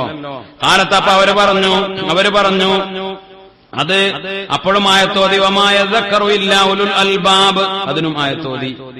അങ്ങനെ ഞങ്ങളങ്ങനെ പോയി അല്ലേ. ഫലമ്മാ മശൈത്തു ബിഹാ ഖലീലൻ, കുറച്ചങ്ങോട്ട് പോയപ്പോൾ വണ്ടിമങ്ങനെ പോകാണ്. അപ്പോ പിന്നെ മൂപ്പര് വണ്ടിമ കയറി, കാരണം മുഴുവൻ നടന്നു പോകാൻ കഴിയില്ല, കുറെ നടന്നിട്ടും കുറെ വണ്ടിമ കയറിയിട്ടും രണ്ടാളും കൂടെ അങ്ങനെ പോകുമ്പോ ഞാൻ ചോദിച്ചു, ഒന്നും ഉണ്ടായിട്ട് ചോദിച്ചതല്ല, അലയ്ക്ക് ദൗജൻ പുതിയാപ്പിളുണ്ടോന്ന് ചോദിച്ചു. ഒരു തള്ളയാണ്, ഇപ്പൊ ചോദിച്ചിട്ട് കാര്യമൊന്നുമില്ല, അങ്ങനെ ഒരു ഉദ്ദേശത്തിന് ചോദിച്ചതൊന്നല്ല, ഞാൻ ചോദിച്ചു നല്ല ഭർത്താവ് ഉണ്ടോന്ന് ചോദിച്ചു. കാലത്ത് അപ്പൊ അവർ പറഞ്ഞു, യാ അയ്യുഹല്ലദീന ആമനൂ, മുഅ്മിനീങ്ങളെ, നിങ്ങൾ ചില കാര്യങ്ങളെ കുറിച്ച് നിങ്ങൾ എന്ത് ചെയ്യരുത്, ചോദിക്കരുത്, ചില കാര്യങ്ങളെ കുറിച്ച് നിങ്ങൾ ചോദിക്കരുത്. അപ്പൊ അതും ചോദിക്കണ്ട എന്നുള്ള ആയത്തോതി. അപ്പൊ ഫസക്കത്തു, പിന്നെ ഞാൻ എന്ത് ചെയ്തു, അപ്പൊ അത് മുപ്പത്തിക്ക് തീരെ ഇഷ്ടപ്പെട്ടില്ല എന്ന് തോന്നി. അപ്പോൾ ഫസക്കത്തു, ഞാൻ മുണ്ടിയില്ല, വലം ഉക്കല്ലിമു, ഞാൻ പിന്നെ ഒരു അക്ഷരം മുണ്ടില്ല, ഹത്താ അദറക്തു ബിഹാ അൽ ഖാഫില, അങ്ങനെ പോയി അവരുടെ യാത്രാ സംഘത്തിലേക്ക് ചെന്ന് ചേരുന്നത് വരെ പിന്നെ ഞാൻ എന്തായില്ല, ഒന്നും മുണ്ടില്ല, ഞാൻ മുണ്ടില്ല, അപ്പൊ ഓരും മുണ്ടില്ല. അങ്ങനെ ഒരു യാത്രാ സംഘത്തെ കണ്ടപ്പോ ഞാൻ ചോദിച്ചു, ഈ ഖാഫിലയാണോ നിങ്ങളെ, ഫമൻ ലക്കി ഫിഹ, നിങ്ങൾ ആരെങ്കിലും ആ കൂട്ടത്തിലുണ്ടോ എന്ന് ചോദിച്ചു. ഇതാണോ ഖാഫില, നിങ്ങളെ വേണ്ടപ്പെട്ട ഭർത്താവുണ്ടെന്ന് വെച്ചപ്പോ അതിനെന്താ മറുപടി കിട്ടിയത്, അപ്പൊ പിന്നെ വേറെ ആരെങ്കിലും ഇനി അതിലുണ്ടോ എന്ന് ചോദിച്ചു. കാലത്ത് അപ്പൊ അവര് പറഞ്ഞു, അൽ മാലു വൽ ബനൂൻ സീനത്തുൽ ഹയാത്തിദ് ദുനിയ, അപ്പോൾ ആയത്ത് അൽ മാലു വൽ ബനൂൻ, സമ്പത്തും മക്കളും. അപ്പൊ മൂപ്പത്തിയേറെ സ്വത്തും പിന്നെ മക്കളും ഒക്കെ ഈ കൂട്ടത്തിൽ, ഖാഫിലയുടെ കൂട്ടത്തിൽ ഉണ്ടെന്ന് മനസ്സിലായി. ഫഅലിംതു അന്ന ലഹാ ഔലാദൻ, എനിക്ക് മനസ്സിലായി അവർക്ക് ആ മക്കളുണ്ട് എന്ന് വെച്ചു. ഫഖുൽതു, അപ്പൊ ഞാൻ അവരോട് ചോദിച്ചു, പിന്നെ ഏത് ഹൈമകളാണ്, ഏത് ഹൈമയാണ് ഉദ്ദേശിക്കുന്നത് എന്ന് ചോദിച്ചു. മക്കളുടെ പേര് ചോദിച്ചു. ഇതാ കുറെ ഹൈമകൾ, ടെന്റുകൾ ഇവിടെ കെട്ടി വരെ യാത്രാ സംഘം ഇവിടെ താമസിക്കാണ്. അപ്പൊ ഞാൻ അവരോട് ചോദിച്ചു, ഫമൻ ലക്കി ഫിഹ, ആരാണ് അവരെ പേര്, മക്കളെ പേര് പിന്നെ പറഞ്ഞുതരുമെന്ന് ചോദിച്ചു. അപ്പൊ പറഞ്ഞു, വത്തഖദല്ലാഹു ഇബ്രാഹിമ ഖലീല വകല്ലമല്ലാഹു മൂസ തക്ലീമ യാ യഹ്യാ ഖുദിൽ കിതാബ ബിഖുവ. ഒറ്റായത്തല്ല, അത് പിന്നെ മൂന്നായത്തുകളുടെ ഭാഗങ്ങളോ. വത്തഖദല്ലാഹു ഇബ്രാഹിമ ഖലീല എന്ന്. അപ്പോൾ എനിക്ക് മനസ്സിലായി ഇബ്രാഹിം എന്ന് പേരുള്ള ഒരു മകൻ ഉണ്ടെന്ന് മനസ്സിലായി. പിന്നെ അടുത്ത ആയത്ത് കല്ലമല്ലാഹു മൂസ തക്ലീമാന്ന്, അപ്പോ മൂസ എന്ന് പേരുള്ള മകനുണ്ടെന്ന് മനസ്സിലായി. യാ യഹ്യ ഖുദിൽ കിതാബ ബിഖുവ, അപ്പൊ ഞാൻ അത് മനസ്സിലാക്കിയിട്ട് ഞാൻ വിളിച്ചു. ഫനാദയതു യാ ഇബ്രാഹിം യാ മൂസ യാ യഹ്യ എന്ന് വിളിച്ചു. ഇത് വിളി കേട്ടപ്പോഴേക്ക് 3 പേരും ഒന്നിച്ചെന്ന് വിളിച്ചപ്പോ 3 ചെറുക്കന്മാര് ഫൈദാ അന ബിശുബ്ബാനിൻ കഅന്നഹുൽ അഖ്മാർ, നല്ല സുന്ദരന്മാരായ നല്ല ചെറുപ്പക്കാര്, നല്ല പ്രസന്ന മുഖമുള്ള 3 ചെറുപ്പക്കാര് പേരിട്ട് വിളിച്ചപ്പോഴേക്ക് അവര് ചാടി ഓടി മുന്നിലേക്ക് വന്നു. അങ്ങനെ ഞാന് അവരോട് കാര്യങ്ങൾ പറഞ്ഞു, അവരോട് കാര്യങ്ങൾ ചോദിച്ചു, അവരോട് കാര്യങ്ങളൊക്കെ പറഞ്ഞു. അങ്ങനെ അവരെ കൂടെ ഇരിക്കുന്ന സമയത്ത് അവര് പറഞ്ഞു, ഉമ്മ പറഞ്ഞു, മക്കളോട് പറഞ്ഞു. എന്ത് പറഞ്ഞു? മക്കളോട് പറഞ്ഞു. മക്കളോടും പറയണം. എന്നാ മക്കളോട് പറയുമ്പോ അത് നേരങ്ങത്തിൽ പറയുന്നത് വിചാരിച്ചു. മക്കളോട് എന്താ പറയണം? മക്കളോടും ഖുർആൻ തന്നെ. ഫബഅസു അഹദകും ബിവരിഖികും ഹാദിഹി ഇലൽ മദീന ഫൽയൻദുർ അയ്യുഹാ അദ്കാ തഅമൻ ഫൽയതികും ബിറിസ്ഖിൻ മിൻ. സൂറത്തുൽ കൗഫിന്റെ ആളുകൾ ഒരാളെ അങ്ങാടിയിലേക്ക് ഭക്ഷണത്തിന് പറഞ്ഞയക്കണ ആ ആയത്താണ് ഓതിയത്. അപ്പൊ ഈ ആയത്ത് കേട്ടപ്പോ മക്കൾക്ക് മനസ്സിലായി ഉമ്മ എന്താ പറയണത്. ഉമ്മ പറയണത് കുറച്ച് ഭക്ഷണം മക്കളെ പോയി വാങ്ങിക്കൊണ്ടിരിക്കും, എന്നിട്ട് എന്ത് ചെയ്യണം, നമ്മളെ ഇതൊരു വിരുന്നുകാരനാണ്, ഗസ്റ്റാണ്, അയാൾക്ക് ഭക്ഷണം കൊടുക്കാനാണ് പറയണമെന്ന് മനസ്സിലായി. അപ്പോൾ അഹദും ഒരാൾ പോയി ഫസ്തറാ തആമൻ, അങ്ങനെ ഭക്ഷണം വാങ്ങിക്കൊണ്ടുവന്നു. അങ്ങനെ ഫഖദ്ദമൂഹു ബൈന യദയ്യ, അവരിന്റെ മുന്നിൽ ഭക്ഷണം വെച്ച് തന്നു. ഭക്ഷണം വെച്ച് തന്നപ്പോൾ അവർ പറഞ്ഞു, ഈ തള്ള പറഞ്ഞു, കുലു വശ്റബു ഹനീഅൻ ബിമാ അസ്ലഫ്തും ഫിൽ അയ്യാമിൽ ഖാലിയ. അതിനും ആയത്തോടി തിന്നോളി കുടിച്ചോളി എന്ന ആയത്തോടി. അങ്ങനെ ഫഖുൽതു, അപ്പൊ ഞാൻ പറഞ്ഞു, അൽ ആന തആമുക്കും, ശരി നിങ്ങളെ ഭക്ഷണമാണ്, ശരിയാണ്, പക്ഷേ അത് എനിക്ക് ഹറാമാണ്. ഏതുവരെ ഹറാമാണ് എന്നത് അങ്ങനെ മസല പറഞ്ഞതല്ല, ഞാൻ ഭക്ഷണം കഴിക്കൂല. ഹത്താ തുഖ്ബിറൂനി ബി അംരിഹാ, മക്കളോട് പറഞ്ഞു എന്താണ് ഇപ്പൊ നിങ്ങളെ കാര്യം, ഉമ്മാന്റെ കാര്യം എന്താണ്, അത് കൃത്യമായി പറഞ്ഞെന്നാലേ ഞാൻ നിങ്ങളെ ഭക്ഷണം, അല്ലെങ്കിൽ നിങ്ങളെ ഭക്ഷണം എനിക്ക് വേണ്ട, നിങ്ങളെ ഭക്ഷണം ഞാൻ കഴിച്ചോളാം, പക്ഷെ എന്താണ് ഇങ്ങനെ ഈ സംഭവമൊക്കെ ഉണ്ടായി, എന്താ ഇതിന്റെ കാര്യം? ഫഖാലു, അവർ പറഞ്ഞു, ഹാദിഹി ഉമ്മുന, ഞങ്ങളുടെ ഉമ്മയാണ്, ഞങ്ങളുടെ ഉമ്മയാണ്. വലഹാ മുൻദു 40 സന, ഇത് എന്നും ഇന്നലെയും യാത്രയിലും തുടങ്ങിയതല്ല. ഇത് യാത്രയിൽ വല്ല ജിന്നു ബാധിച്ചിട്ട് പറയാൻ തുടങ്ങിയതൊന്നല്ല. ഇത് 40 കൊല്ലായി. വലഹാ മുൻദു 40 സന, 40 കൊല്ലമായി ഞങ്ങളുടെ ഉമ്മ ലം തതകല്ലം ഇല്ലാ ബിൽ ഖുർആൻ, ഖുർആൻ കൊണ്ടല്ലാതെ 40 കൊല്ലായിട്ട് ഞങ്ങളുടെ ഉമ്മ സംസാരിച്ചിട്ടില്ല. ഞങ്ങളോട് സംസാരിക്കുകയാണെങ്കിലും ആരോട് സംസാരിക്കുകയാണെങ്കിലും 40 കൊല്ലമായി എന്തൊരു കാര്യത്തിനും സംസാരിക്കണമെങ്കിൽ എന്തിനു വേണ്ടി, മഹാഫത്തൻ, പേടിച്ചിട്ട്, എന്ത് ഒരു വാക്ക് അല്ലെ, ഒരു വാക്ക് ദുന്നവിയായ ഒരു വാക്ക് വന്നു പോകരുത് എന്ന് ഉദ്ദേശിച്ചിട്ട് ഞങ്ങളുടെ ഉമ്മ ഇത് പറയാൻ തുടങ്ങി. സുബ്ഹാനൽ ഖാദിറു അലാ മാ യശാ. അപ്പോൾ ഞാൻ പറഞ്ഞു, ദാലിക ഫദ്ലുല്ലാഹി യുതീഹി മൻ യശാ വല്ലാഹു ദുൽ ഫദ്ലിൽ അദീം എന്ന്. ഇത് ആര് പറഞ്ഞു? ബഹുമാനപ്പെട്ട അബ്ദുല്ലാഹി ഇബ്നു മുബാറക് റളിയല്ലാഹു അൻഹു. അപ്പോൾ ഇവിടെ ഈ ഒരു മുൻഗാമികളിൽ അന്ന് ഉള്ള ഒരു പെണ്ണ്, ഒരു സഹോദരി ഖുർആൻ മുഴുവൻ പഠിച്ചു എന്ന് മാത്രമല്ല, ഖുർആനിന്റെ അർത്ഥം മുഴുവൻ പഠിച്ചു എന്ന് മാത്രമല്ല, ഇത് അപ്പോഴക്കപ്പോൾ ഒരാളോട് സംസാരിക്കുമ്പോ ഇത് ആയത്തിൽ കിട്ടണ്ടേ, ഇതിനനുസരിച്ച് ആയത്തിൽ വരണ്ടേ. അപ്പോൾ ഈ ഖുർആൻ എത്ര ഓതി എത്ര പഠിച്ചു, ഖുർആൻ എന്ന ബഹറിൽ അപ്പോൾ ഈ ഉമ്മ എത്ര ഊളിയിട്ടിറങ്ങി. അപ്പൊ നമ്മളിപ്പോ ഞാൻ പഠിച്ചു, മനപ്പാടാക്കി, ഒരു ഹാഫിദ് മനപ്പാടാക്കിയാൽ തന്നെ പിന്നെ നമ്മൾ ചിലപ്പോ ഇങ്ങനെ ഇവിടുന്ന് അവിടുന്ന് ഇങ്ങനെ ഇങ്ങോട്ട് വരുമ്പോ പറഞ്ഞ പിന്നെ ആ ആയത്ത് സലാമും ഖൗലൻ മിർ റബ്ബിർ റഹീം എന്ന് കഴിഞ്ഞിട്ട് അടുത്ത ആയത്തേത് വെച്ച് നമുക്ക് യാസീൻ അറിയാം. അപ്പൊ നമ്മൾ പറയും അംതാദുൽ യൗമ അയ്യുഹൽ മുജ്രിമൂൻ എന്ന് പറയും അല്ലേ, അങ്ങനെ നമ്മൾ പറയും. എന്നാ നമ്മളോട് പിന്നെ ഒരായത്ത് ഓതിയിട്ട് പറയാണ് അതിന് മുമ്പുള്ള ആയത്ത് വെച്ച് അപ്പൊ നമ്മൾ തപ്പും അല്ലേ, അല്ല അതിന് മുമ്പുള്ള ആയത്തെന്ന് വെച്ച് നമ്മൾ എന്ത് ചെയ്യും? അപ്പൊ തപ്പൂലേ, അപ്പൊ തപ്പും. ഒരായത്തോതിന് ശേഷമുള്ള ആയത്തോതാൻ പറഞ്ഞാൽ നമുക്ക് കിട്ടും, മനപ്പാടാണ്ട് അങ്ങനെ കിട്ടും. പക്ഷെ ഒരായത്തോതിന് മുമ്പുള്ള ആയത്തെന്ന് വെച്ചാൽ അപ്പൊ നമുക്ക് എന്ത് ചെയ്യൂല, അപ്പൊ കിട്ടൂല. അപ്പൊ ആകെ കൺഫ്യൂഷൻ, ഒരു പിടുത്തം കിട്ടൂല. അപ്പൊ ഇത് സെക്കൻഡുകൾ ചോദിച്ചാൽ അപ്പോഴേക്ക് മറുപടി മുഴുവൻ ഖുർആനാണ്. 40 കൊല്ലമായി വിശുദ്ധമായ അല്ലാഹുവിന്റെ കലാമ കൊണ്ട്, ഖുർആൻ കൊണ്ട് മാത്രം സംസാരിച്ച ഒരു ഉമ്മ, ഒരു സഹോദരി. ഞാൻ പറഞ്ഞു വന്നത് അങ്ങനെയുള്ള വലിയ വലിയ ആലിമത്തുകളും വലിയ വലിയ ഹാഫിളത്തുകളുമായ സഹോദരിമാര് ചരിത്രത്തിൽ എന്തായിട്ടുണ്ട്, കഴിഞ്ഞു പോയിട്ടുണ്ട്. മതവിദ്യാഭ്യാസം, ഇൽമ്, ഖുർആനിക വിദ്യാഭ്യാസം, ദീനിയായ വിദ്യാഭ്യാസം, അത് നമ്മുടെ മക്കൾക്ക് കൊടുക്കണം. ഇന്ന് നമുക്ക് സൗകര്യങ്ങളുണ്ട്, അൽഹംദുലില്ലാഹ്.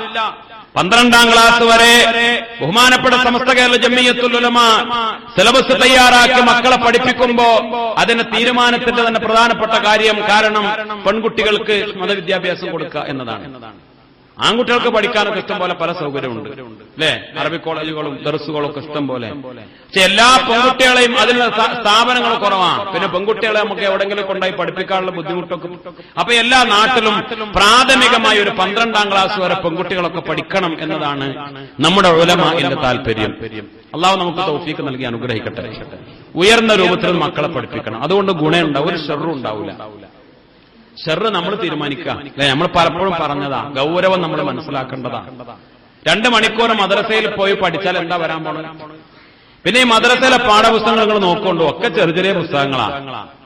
അവിടെ വലിയ ഹലാക്കന്റെ കട്ടിയുള്ള വലിയ ബുക്കുകളൊന്നുമില്ല. വളരെ ചുരുക്കി തയ്യാറാക്കി. എത്രത്തോളം അത് സമസ്ത പിന്നെ ട്യൂട്ടർമാര് മുഖേനയൊക്കെ ഈ ട്രെയിനിങ് നടത്തുമ്പോഴൊക്കെ അത് പറയാറുണ്ട്, പഠിപ്പിച്ചു കൊടുക്കാറുണ്ട്. സത്യത്തില് 2 മണിക്കൂർ മദ്രസയിൽ വെച്ച് പഠിക്കാനുള്ള വിഷയമുള്ളൂ. അതിന് ഒരു ആവറേജ് ബുദ്ധിയുള്ള കുട്ടിയെ, ആവറേജ് നല്ല ബുദ്ധിയുള്ള ആവറേജുള്ള ബുദ്ധിയുള്ള കുട്ടികളെ സംബന്ധിച്ചിടത്തോളം 2 മണിക്കൂർ ആ മദ്രസയിൽ പഠിച്ച് തീർന്ന വിഷയമുള്ളൂ. പിന്നെ കുടിയിൽ ചെന്നിട്ട് കുറെ ഹോംവർക്കും പഠിക്കാനും അത് എഴുതാനും പഠിക്കാനും അതൊക്കെ വളരെ കുറവാണ്. അത് ഓവറായിട്ട് വീട്ടിൽ വന്ന് മദ്രസയിൽ നിന്ന് ഭാരം കൊടുത്താൽ ആ മനസ്സിലാക്കണം, ആ ഉസ്താദ് ആള് പോരാന്ന്. ആ ഉസ്താദ് വളരെ ഉഷാറാണ്. കാരണം കുറെ ഹോംവർക്കും കൊടുത്തുക്കണു, ഒരുപാട് മദ്രസത്തെ എഴുതാണ്ട്, ഒരുപാട് മദ്രസത്തെ പഠിക്കാണ്ട് എന്ന് കുട്ടികൾ പറയുകയാണെങ്കിൽ നമ്മൾ മനസ്സിലാക്കണം ആ ഉസ്താദ് നല്ല ഉസ്താദാണെന്ന്. നല്ല ഉസ്താദ് സംഗതി ഇപ്പൊ അയാൾ നല്ല തന്നെ, പക്ഷെ അയാൾക്ക് എന്ത് കിട്ടിയിട്ടില്ല, അയാൾക്ക് ഈ പിന്നെ ഇത് പഠിപ്പിക്കാനുള്ള ട്രെയിനിങ് കിട്ടിയിട്ടില്ല എന്ന് മനസ്സിലാക്കണം. ട്രെയിനിങ് കിട്ടിയ ഉസ്താദന്മാരെ സംബന്ധിച്ചിടത്തോളം വീട്ടിലേക്ക് കുറച്ചൊക്കെ കൊടുക്കാനുണ്ടാവും, കുറച്ചൊക്കെ എഴുതി കൊണ്ടുവരാനും പഠിക്കാനൊക്കെ ഉണ്ടാവും. പക്ഷെ ഒരുപാട് സമയം മണിക്കൂറുകൾ ഭാരം കൊടുക്കൂല ഉസ്താദന്മാര്. അങ്ങനെ ഭാരം കൊടുക്കാനുള്ള സിലബസ് അവിടെ ഇല്ല. മദ്രസയിൽ ഈ 2 മണിക്കൂർ കൊണ്ട് പഠിച്ചാൽ തന്നെ അത്യാവശ്യം കാര്യങ്ങളൊക്കെ അതിൽ ഉൾക്കൊള്ളുന്നതേ ഉള്ളൂ. അൽഹംദുലില്ലാ. അത് നമ്മൾ പഠിപ്പിക്കാൻ തയ്യാറല്ല. നമ്മൾ തന്നെ തീരുമാനിച്ചു കുട്ടി 8ാം ക്ലാസ്സിലേക്ക് എത്തിയാൽ ഇനി ഹൈസ്കൂളിലാണ്, ഇനി മദ്രസയിൽ പോയാൽ ശരിയാവൂല അല്ലേ. ആൺകുട്ടികൾക്കും പെൺകുട്ടികൾക്കും നമ്മൾ തീരുമാനിച്ചു. എന്നിട്ടോ മദ്രസയിൽ പോയിരുന്ന കാലത്ത് ഓൻ സുബൈക്ക് നീച്ചിരുന്നു. കാരണം ഉസ്താദിനെ പേടിച്ചിട്ടെങ്കിൽ ഉസ്താദ് ചോദിക്കും ചെന്ന ഉടനെ സുബൈക്ക് ആരെ സുബൈസ്കരിച്ചു. അപ്പൊ അത് പേടിച്ചിട്ട് നുണ പറഞ്ഞാല് ഉസ്താദ് പേടിപ്പിച്ചിട്ടുണ്ട് അല്ലെ. നുണ പറഞ്ഞ നരകം കിട്ടുന്നൊക്കെ പറഞ്ഞ അപ്പൊ പേടിച്ചിട്ട് നേരത്തെ നീച്ച് നിസ്കരിക്കും ചെയ്യും. മദ്രസയിൽ പോണ കാലത്ത് നേരത്തെ എഴുന്നേറ്റ് നിസ്കരിച്ചിരുന്ന കുട്ടി നമ്മൾ മദ്രസ ബ്ലോക്കാക്കി. അപ്പൊ പിന്നെന്തായി, ഓൻ സുഖമായി സുബൈയും കഥ ആക്കി പൂത്ത് കടന്നുറങ്ങി ഓൻ ഓളും. ഞമ്മക്കും സൗകര്യമായി, കാരണം നമ്മളും അങ്ങനെ നീക്കണേ. അപ്പൊ എന്തായി, അങ്ങനെ പിന്നെ 8 മണിക്ക് 8:30 നീക്കും. എന്നിട്ട് പിന്നെ 10 മണിക്ക് സ്കൂൾക്ക് എത്തിയാൽ മതിയല്ലോ. അപ്പോ കുളിച്ചൊരുങ്ങി ചായയൊക്കെ കുടിച്ചിട്ട് നേരെ സ്കൂൾക്ക് പോകും. സുബഹിയുമില്ല, നിസ്കാരമില്ല, ഇൽമുമില്ല, ഒന്നുമില്ലാതെ. പിന്നെ വൈകുന്നേരം ആയ സ്കൂൾ വിട്ടുന്ന പണി ഒന്നുകിൽ ഗ്രൗണ്ടിലേക്ക് പോകും, അല്ലെങ്കിൽ ടിവിയുടെ മുമ്പിൽ പോയിരിക്കും, അല്ലെങ്കിൽ മൊബൈൽ ഫോൺ, ഇന്റർനെറ്റ് ഇല്ലേ, മണിക്കൂറുകൾ. ഇപ്പോഴാണെങ്കിൽ പഴയ കാലത്തേതുപോലെയല്ല. ഇപ്പൊ നമുക്ക് സൗകര്യങ്ങൾ കൂടിയപ്പോൾ നമ്മളുണ്ട്, നമ്മളെ ഭാര്യയുണ്ട്, 2 കുട്ടികളും ഉണ്ടെങ്കിൽ ഞമ്മക്ക് ഒരു റൂം, ഭാര്യയും നമ്മൾ ഒന്നിച്ച് കിടക്കുന്ന റൂമാണെങ്കിൽ ഒരു റൂം, അല്ലെങ്കിൽ നമ്മളൊരു വേറെ റൂം. ചിലർ അങ്ങനെ നമ്മളൊരു റൂം, ഭാര്യക്ക് വേറൊരു റൂം. അതുമില്ല ചില ആൾക്കാരൊക്കെ വിചാരിച്ചു എന്താ നമ്മളിപ്പോ ഇനിയിപ്പോ എന്താ ഇങ്ങനെ ഒന്നിച്ച് കിടക്കണം. അങ്ങനെയൊന്നുമല്ല, ഒന്നിച്ച് അത് അവസാനം വരെ നിലനിർത്താൻ ശ്രമിക്കണം. അത് സ്നേഹം എന്നത് നിലനിർത്തണം. അള്ളാഹു തൗഫീഖ് ചെയ്യട്ടെ അല്ലേ. പക്ഷെ പലരും അങ്ങനെയാണ്, ഭാര്യക്ക് വേറെ റൂം, ഭർത്താവിന് വേറെ റൂം, കുട്ടികൾക്ക് ഓരോരുത്തർക്കും ഓരോ റൂം. എന്നിട്ട് തട്ടന്റെ മുകളില് ഓനെത്ര വയസ്സ്, 13, 14, 15, 16 വയസ്സ്, ഓന്റെ റൂമിൽ ഓനക്ക് എല്ലാ സൗകര്യവും, അടച്ചിട്ട റൂം, എല്ലാ സൗകര്യങ്ങളും അല്ലേ എന്ന് പറഞ്ഞ മൊബൈലുണ്ട്, ഇന്റർനെറ്റ് കണക്ഷൻ ഉണ്ട്, കമ്പ്യൂട്ടർ ഉണ്ട്. നമ്മൾ കമ്പ്യൂട്ടർ വാങ്ങിക്കൊടുത്തു. കാരണം ഇപ്പൊ എല്ലാവരും പറഞ്ഞു കമ്പ്യൂട്ടർ ഒന്ന് വേണം, സ്കൂളിൽ നിന്നും പറഞ്ഞു കമ്പ്യൂട്ടർ വേണം. സ്കൂൾ കുട്ടികൾക്കൊക്കെ പിന്നെ വില കുറച്ചിട്ട് കമ്പ്യൂട്ടർ കൊടുക്കുന്നുണ്ട്. അപ്പൊ അങ്ങനെയൊക്കെ പാടെ തരപ്പെടുത്തി നല്ലതാണെന്ന് വിചാരിച്ച് നമ്മൾ വാങ്ങിക്കൊടുത്തു. എന്നിട്ട് എന്താണ് ഇതിൽ അടച്ചിട്ട് ഇവൻ ഉപയോഗിക്കുന്നത്? അത് നമ്മൾ പരിശോധിച്ചോ? ഒരു കാര്യം മനസ്സിലാക്കണം, പക്വതയില്ലാത്ത കുട്ടികൾ അടച്ചിട്ട റൂമിൽ കമ്പ്യൂട്ടർ ഉപയോഗിക്കരുത്. കർശനമായി നിയന്ത്രിച്ചാൽ നമുക്ക് നല്ലത്. അത് ഹാളിൽ നിന്നിട്ട് ഉപയോഗിച്ചോട്ടെ, എല്ലാവരും കാണുന്ന രൂപത്തിൽ. ഉമ്മയും വാപ്പയും അടക്കി ചെന്ന് പരിശോധിച്ചാൽ കാണുന്ന രൂപത്തിൽ അവർ കമ്പ്യൂട്ടറിൽ വർക്ക് ചെയ്യാവൂ.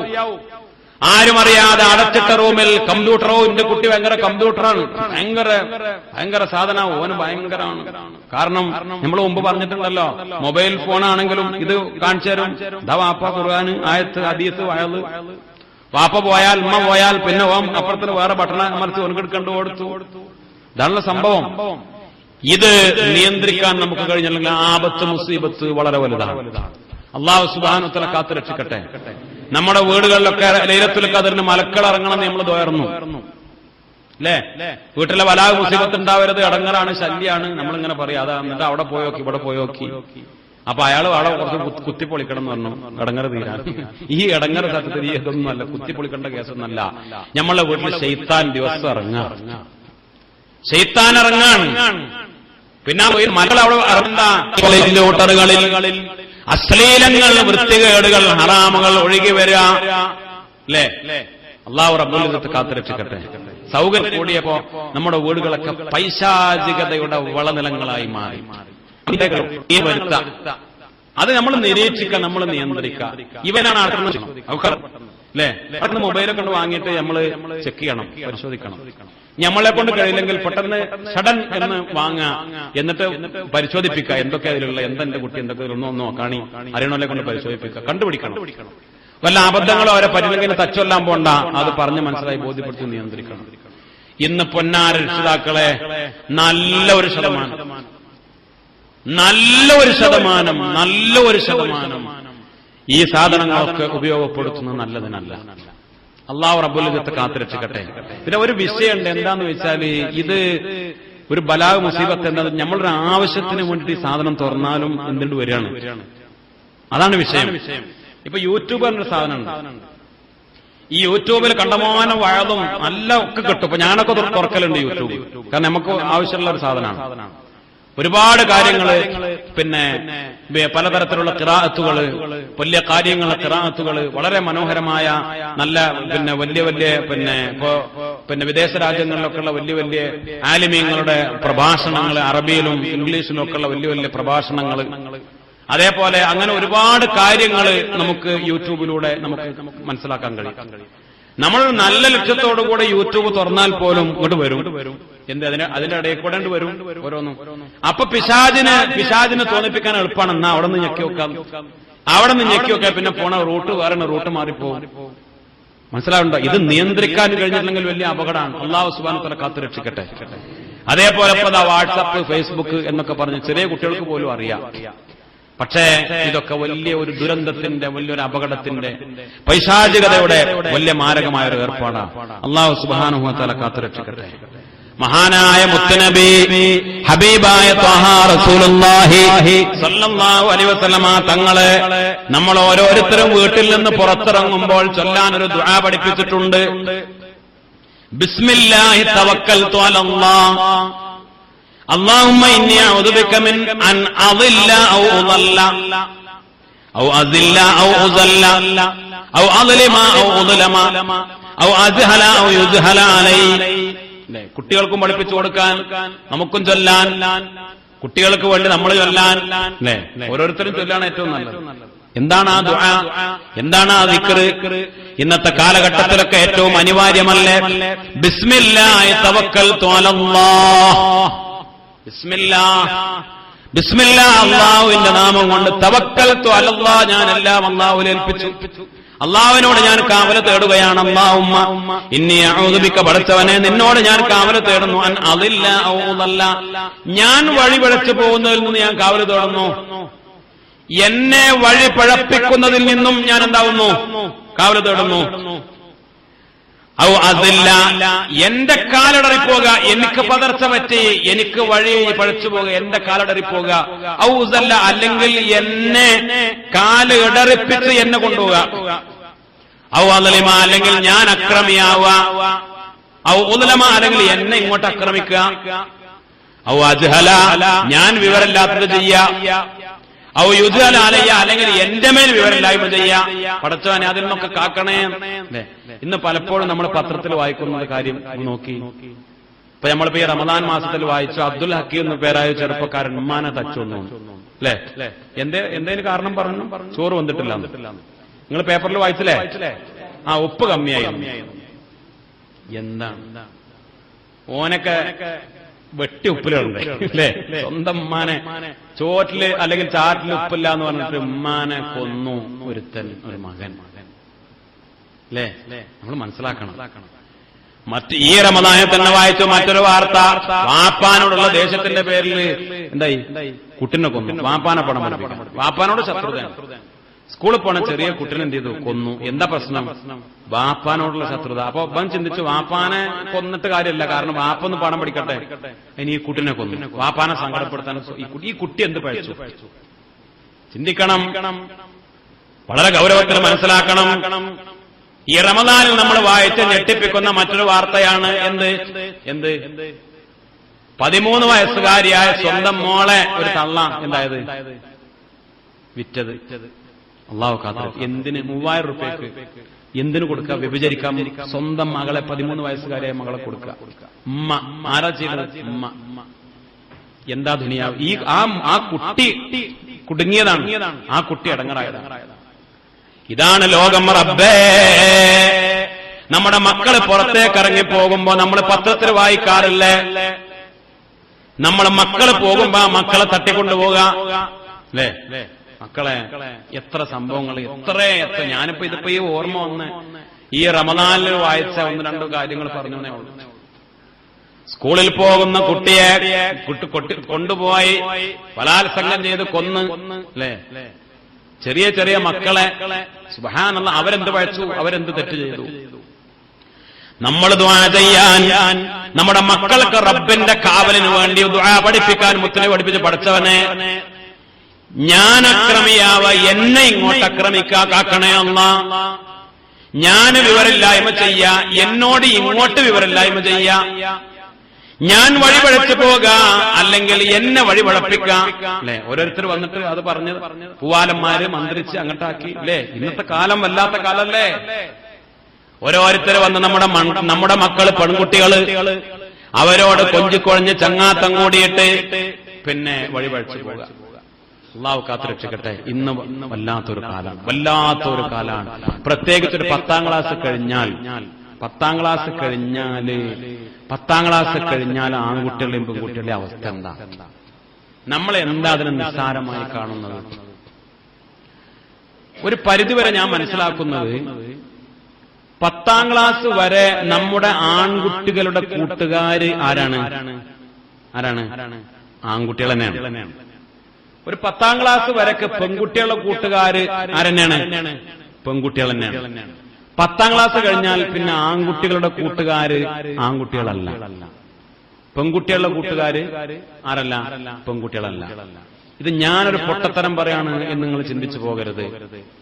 നമ്മളിങ്ങനെ യാത്ര ചെയ്യുമ്പോ കാണാം, മഴ പെയ്താൽ കൊടയില് ഒരു പെണ്ണ് ഓള് ബാഗിൽ നിന്ന് കൊടെടുത്ത് പിടിച്ചു. അപ്പൊ ഓളെ തോളിൽ കൈയിട്ടിട്ട് ആരാ? ക്ലാസ്മേറ്റാണ്, ഫ്രണ്ടാണ് അല്ലേ? ഇതാണ് ഇന്നത്തെ ലോകത്തിന്റെ. അത് അവർക്ക് താല്പര്യം അങ്ങനെയാണ്. അവർക്ക് സംസാരിക്കാനും ബസ്സിൽ യാത്ര ചെയ്യാനും പോകാനും ഒന്നിച്ചു വരാനും ഒക്കെ താല്പര്യം അങ്ങനെ തന്നെയാണ്. ഒരു +2 മുതൽ നമ്മുടെ സമുദായത്തിന്റെ അവസ്ഥ. പിന്നെ ഇത് ഫ്രണ്ടാണ്, കൂടെ പഠിക്കണേ, അതൊന്നും കുഴപ്പമില്ല, അത് കൂടെ പഠിക്കണ കുട്ടിയല്ലേ, ഓനൊരു കുട്ടിയല്ലേ, പക്ഷെ ഓന്റെ അടുത്തും പലതും ഉണ്ടെന്ന് മനസ്സിലാക്കണം. അള്ളാഹു കാത്തുരക്ഷിക്കട്ടെ. പിന്നെ അബദ്ധം പറ്റിയ അപകടങ്ങൾ പറ്റിയിട്ട് പിന്നെ നമ്മൾ നിലവിളിച്ചിട്ട് കാര്യമില്ലല്ലോ. അള്ളാഹു സുബ്ഹാനഹു വ തആല കാത്തുരക്ഷിക്കട്ടെ. ഇന്നത്തെ വിദ്യാഭ്യാസ രീതികളും ഇന്നത്തെ ചുറ്റുപാടും ഇന്നത്തെ സംവിധാനങ്ങളും ഒക്കെ അത് നമ്മൾ വളരെ ഗൗരവമായി ചിന്തിക്കുകയും ശ്രദ്ധിക്കുകയും മക്കൾക്ക് ദീനിയായ ബോധം, ദീനിയായ വിദ്യാഭ്യാസം, ഒരു അറിവ് മാത്രം ഉണ്ടായിട്ട് കാര്യം. നമ്മൾ ഇന്നലെ പറഞ്ഞല്ലോ, അറിവ് ഉയർന്നു പോകുക എന്ന് പറഞ്ഞാൽ എന്താ? ഇന്നലെ നമ്മൾ പറഞ്ഞു, ബഹുമാനപ്പെട്ട അബൂദർദാ റളിയല്ലാഹു അൻഹു പറഞ്ഞത് പടച്ചവനെ പേടി ഖൽബിൽ നിന്ന് പോകാനാണ്. പടച്ചവനെ പേടി ഉണ്ടാക്കുക, അള്ളാഹുവിനുള്ള ഭയം ഉണ്ടാക്കുക, നമ്മുടെ മക്കൾക്ക് അള്ളാഹിനെ പേടി ഉണ്ടാക്കുക, അത് ഏറ്റവും പ്രധാന. ഇനി ഇതൊക്കെ കേട്ടിട്ട് അല്ലെങ്കിൽ ഇതേപോലെ കുറെ വയല് പറയുടെ ഉസ്താദുമാരെ വയല് കേട്ടിട്ട് പിന്നെ കുട്ടികളുടെ മൊബൈൽ ഫോൺ വാങ്ങി വെള്ളത്തിലിട്ടിട്ട് കാര്യമൊന്നുമില്ല. TV വേണ്ട, കമ്പ്യൂട്ടർ വേണ്ട തീരുമാനിച്ചിട്ടും കാര്യമില്ല. അതുകൊണ്ടൊന്നും കാര്യമില്ല. കാരണം നമ്മളിഞ്ഞ് മൊബൈൽ വാങ്ങി വെള്ളത്തിലിട്ടാൽ കിടന്നു പോയാൽ കൈ പോയി എന്നല്ലാതെ ഓനക്കും ഓൾക്ക് മൊബൈൽ വേറെ കിട്ടും, കമ്പ്യൂട്ടറും വേറെ കിട്ടും. ഇത് പരിപാടികൾ അങ്ങനെ ഭംഗിയായി നടക്കും. കാരണം ഓന്റെ കയ്യിലുണ്ടെങ്കിൽ അപ്പുറത്ത് വേറുണ്ടോ. പിന്നെ ഇതിപ്പോ ഇന്നത്തെ കാലത്ത് പിന്നെ എന്ത് നിവൃത്തിയുള്ളൂ? എന്തേ നിവൃത്തിയുള്ളൂ? നമ്മൾ ശ്രദ്ധിക്കലേ നിവൃത്തിയുള്ളൂ, നമ്മൾ സൂക്ഷിക്കലേ നിവൃത്തിയുള്ളൂ. ആ സൂക്ഷിക്കാനും ശ്രദ്ധിക്കാനും നമ്മുടെ മക്കളെ ബോധ്യപ്പെടുത്തുക, പഠിപ്പിക്കുക, അതിന്റെ ഗൗരവങ്ങളൊക്കെ മനസ്സിലാക്കുക. അതൊക്കെ ഹറാമിലേക്ക് നോക്കുമ്പോൾ അതിന്റെ ശിക്ഷകളൊക്കെ പറഞ്ഞു കൊടുക്കുക, മരിച്ചു പോകേണ്ട കാര്യം പറഞ്ഞു കൊടുക്കുക. ഇതൊക്കെ തന്നെയാണ് നമുക്ക് പരിഹാരം. അതൊക്കെ പറയുമ്പോഴും കേൾക്കുമ്പോഴൊക്കെ തഖ്വയും പേടിയുള്ള മക്കളുണ്ട്. ഇപ്പൊ ഈ സദസ്സിൽ തന്നെ ഞാൻ ശ്രദ്ധിക്കാറുണ്ട്, ചില ചെറുപ്പക്കാർ, വളരെ ചെറിയ കുട്ടികളൊക്കെ സ്ഥിരമായി വരുന്ന ആളുകളാണ്. ചെറിയ കുട്ടികൾ 15, 16, 17 ഒക്കെ വയസ്സുള്ള സ്ഥിരമായി വരുന്നവര്, ഇവിടെ നിന്ന് വളരെ റാഹത്തായി ദിക്ർ ചൊല്ലുന്നവര്, ദുആ ദ്വാരക്കുമ്പോ കണ്ണീരൊലിപ്പിക്കുന്ന മക്കള് ഇവിടെ കാണാറുണ്ട്. അവരും ഈ സാഹചര്യത്തിൽ ജീവിക്കുന്നവരാണ്, അവരും ഈ ചുറ്റുപാടിൽ ജീവിക്കുന്നവരാണ്. പക്ഷെ അവർക്ക് പടച്ചോനെ പേടിയുണ്ട്, മരിച്ചു പോകണമെന്നുള്ള പേടിയുണ്ട്. ഖുർആൻ ഓതുന്നവരാണ്, ഈ അനുഗ്രഹങ്ങളൊക്കെ നല്ല വഴിക്ക് ഉപയോഗപ്പെടുത്തുന്നവരാണ്. അല്ലാഹു സുബ്ഹാനഹു വ തആല നമ്മുടെ മക്കളൊക്കെ നന്നാക്കട്ടെ. നല്ല ദുആ അത് തന്നെയാണ് ഏറ്റവും പ്രധാനം. ഏത് കാര്യത്തിനും ഏറ്റവും പ്രധാനപ്പെട്ട കാര്യം ദുആ തന്നെ. മക്കൾ നന്നാവാൻ വേണ്ടി ദുആ ചെയ്യുക. അല്ലാഹു സുബ്ഹാനഹു വ തആല തൗഫീഖ് നൽകി അനുഗ്രഹിക്കട്ടെ. മുഅ്മിനീങ്ങളെ, ബഹുമാനപ്പെട്ട ശൈഖ് അബൂബക്കർ അസ്സുബഈ റളിയല്ലാഹു അൻഹു സയ്യിദുനാ അമീറുൽ മുഅ്മിനീൻ ഉമർ ഇബ്നുൽ ഖത്താബ് റളിയല്ലാഹു അൻഹുവിനോട് ചോദിച്ചു, മഹാനവർകളെ, യാ അമീറൽ മുഅ്മിനീൻ മൻ നജാതു മിനദ് ദുനിയാ, ദുനിയാവിൽ നിന്ന് രക്ഷപ്പെടാൻ എന്താ വഴി എന്ന് ചോദിച്ചു. ദുനിയാവിലെ ഈ ശർറുകളിൽ നിന്നൊക്കെ രക്ഷപ്പെടാൻ എന്താ വഴി അമീറുൽ മുഅ്മിനീൻ എന്ന് ചോദിച്ചു. അപ്പോ ഉമർ ഇബ്നുൽ ഖത്താബ് ഇങ്ങനെ കാട്ടി, ഒന്നും പറഞ്ഞില്ല. അപ്പോ എന്തിങ്ങനെ മഹാനായ ഉമർ റളിയല്ലാഹു അൻഹു പിന്നെയും ചോദിച്ചു. ചോദ്യം ഞാൻ പിന്നെയും ആവർത്തിച്ചു. അപ്പോൾ ബഹുമാനപ്പെട്ടവർ പറഞ്ഞു, അള്ളാഹിനോട് ദുആ ചെയ്യാ, അള്ളാഹുവിനോട് ദുആ ചെയ്യാ, ഇതാണ് ഈ ആപത്ത് മുസീബത്തുകളിൽ നിന്നൊക്കെ രക്ഷപ്പെടാനുള്ള വഴി എന്ന് ബഹുമാനപ്പെട്ട സയ്യിദുനാ ഉമർ ഇബ്നുൽ ഖത്താബ് റളിയല്ലാഹു അൻഹു. നമ്മൾ ദുആ ചെയ്യാ, മറ്റുള്ളവരെ കൊണ്ട് ദുആ ചെയ്യിപ്പിക്കുക, ഇതൊക്കെ ഏറ്റവും പ്രധാനം തന്നെയാണ്. ബഹുമാനപ്പെട്ട അബൂബക്കർ ഇബ്നു അയ്യാശ് റളിയല്ലാഹു തആല എന്ന് പറയാറുണ്ട്, എന്റെ മലക്കുകളെ, റഖീബും അതീദും കൂടെണ്ട്, എന്റെ 2 മലക്കുകളെ, എനിക്ക് വേണ്ടി നിങ്ങൾ ദ്വാരക്കണം കേട്ടോ. ഫഇന്നകുമാ, കാരണം അത്വഉ ലില്ലാഹി മിന്നി, എന്നെക്കാൾ അള്ളാഹ്ക്ക് വഴിപ്പെടുന്നവരാ നിങ്ങൾ. ആരോട് പറയാം? നമ്മൾ പറഞ്ഞ കേൾക്കൂലേ? നമ്മൾ ഓലോട് പറയണ്ട, നമ്മൾ എന്ത് പറഞ്ഞാലും ഒരു കേൾക്കുക എഴുതുന്ന ആൾക്കാരാണ്. നമ്മൾ ഇന്നേ വരെ പറഞ്ഞിട്ടുണ്ടോ, എന്റെ റഖീബെ അതീദേ നിങ്ങള് എനിക്ക് വേണ്ടി ദ്വാരക്കണം എന്ന് പറഞ്ഞിട്ടുണ്ടോ? കൂടെയുള്ള മലക്കുകൾ അവർ ദുആക്ക് ഉത്തരം കിട്ടുന്നവരാണ്. അവരോട് നിങ്ങൾ അള്ളാഹ്ക്ക് വഴിപ്പെടുന്നവരാണ്, നിങ്ങൾ അള്ളാഹ്ക്ക് എതിരെ ഒരു തെറ്റും ചെയ്യാത്തവരാണ്. എന്നെക്കാൾ, ഞങ്ങളെക്കാൾ, മനുഷ്യരെക്കാൾ റബ്ബിന് വഴിപ്പെടുന്ന നിങ്ങൾ എനിക്ക് വേണ്ടി ദുആ ചെയ്യണമെന്ന് ദുആക്ക് ഉത്തരം കിട്ടുന്നവരെ കൊണ്ട് ദുആ ചെയ്യിപ്പിക്കുക, മലായികത്തിന്റെ ദുആ ആഗ്രഹിക്കുക, മലായികത്തിന്റെ ദുആ കിട്ടുന്ന സദസ്സുകളിലൊക്കെ പങ്കെടുക്കുക. അല്ലാഹു തൗഫീഖ് ചെയ്യട്ടെ. മഹാന്മാര്, നമ്മൾ ഇൻഷാ അല്ലാഹ് ദുആ ചെയ്യാൻ പോകുക. ദുആഉൽ ഖുർആൻ, ഖുർആനിന്റെ ദുആ. ഏതാ ഖുർആന്റെ ദുആ? ഖുർആനിൽ വന്ന ദുആ. റബ്ബനാ ആതിനാ ഫിദ് ദുനിയാ ഹസന, ഖുർആനിൽ വന്നത്. റബ്ബനാ ലാ തുആഖിദ്നാ ഇൻ നസീനാ, ഖുർആനിൽ വന്നത്. അപ്രകാരം തന്നെ റബ്ബനാ ലാ തുസിഗ് ഖുലൂബനാ ബഅദ ഇദ് ഹദൈതനാ, അങ്ങനെ ഖുർആനിൽ വന്ന ദുആ. അതിനെ മഹാന്മാർ വല്ലാതെ ഇഷ്ടപ്പെട്ടു. ബഹുമാനപ്പെട്ട ഇമാം മാലിക് റളിയല്ലാഹു തആല അൻഹു പറഞ്ഞു, എനിക്ക് അമ്പിയാക്കളുടെ ദുആ വലിയ ഇഷ്ടമാണ്. ദുആഉൽ അംബിയാ, അമ്പിയാക്കളുടെ ദുആ എനിക്ക് വലിയ ഇഷ്ടമാണ്. അപ്പൊ ആരോ ചോദിച്ചു, എന്താണ് മഹാനവളുടെ അമ്പിയാക്കളുടെ ദുആ? അപ്പൊ പറഞ്ഞു, റബ്ബനാ റബ്ബനാ. അമ്പിയാക്കളുടെ ദുആയിലൊക്കെ ഉണ്ട് എന്ത്? റബ്ബന. അല്ലെ, ഖുർആൻ പറഞ്ഞ കുറെ ദുആ അമ്പിയാക്കളുടെ ദുആയാണ്. റബ്ബനാ ദലംനാ അൻഫുസനാ, ആരുടെ ദുആയാണ്? അമ്പിയാക്കളുടെ ദുആയാണ്. അമ്പിയാക്കളുടെ ദുആ, അമ്പിയാക്കളുടെ ദുആയാണ് റബ്ബന, ഞങ്ങളുടെ റബ്ബേ, റബ്ബന, ഞങ്ങളുടെ റബ്ബേ. അപ്പൊ അമ്പിയാക്കളുടെ ദുആ ചെയ്യാ, ഖുർആനിൽ വന്ന ദുആ ചെയ്യാ, മുത്തനബിയുടെ ദുആ ചെയ്യാ, ഇതൊക്കെ ഏറ്റവും പ്രധാനമാണ്. അല്ലെ, മക്കൾക്ക് വേണ്ടി, മക്കൾ നന്നാവാനൊക്കെ പറഞ്ഞ ഒരു പ്രധാനപ്പെട്ട ദുആയാണ് ഇത്. റബ്ബനാ ഹബ് ലനാ മിൻ അസ്വാജിനാ വദുർരിയാതിനാ ഖുർറത അയ്യുനിൻ വജഅൽനാ ലിൽമുത്തഖീന ഇമാമാ.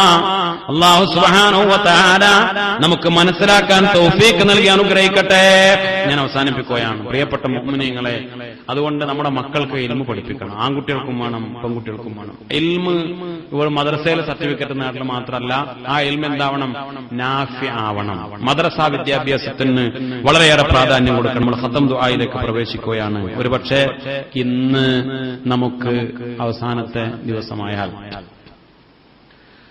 റഹ്മത്തിന്റെയും മഗ്ഫിറത്തിന്റെയും പാപമോചനത്തിന്റെയും നരകമോചനത്തിന്റെയും ശ്രേഷ്ഠമായ ദിവസങ്ങൾ ഇന്ന് നമ്മുടെ യാത്രയാവുകയാണെങ്കിൽ അള്ളാഹു ആ ഏറ്റവും വലിയ 3 മഹാഭാഗ്യങ്ങളും നമുക്ക് പ്രദാനം ചെയ്യട്ടെ.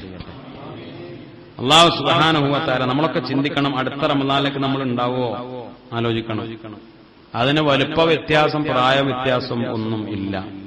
ബഹുമാനപ്പെട്ട സയ്യിദുനാ ഫുളൈൽ ഇബ്നു ഇയാദ് റളിയല്ലാഹു അൻഹു വലിയ മഹാനായിരുന്നു. ഒരു വഴിക്ക് പോകുന്ന ഒരാളെ കണ്ടു, വയസ്സായിട്ടുണ്ട്, 60 വയസ്സായ ഒരാളാണ്. സലാം പറഞ്ഞു, വർത്താനൊക്കെ പറഞ്ഞപ്പോൾ വയസ്സും ചോദിച്ചു.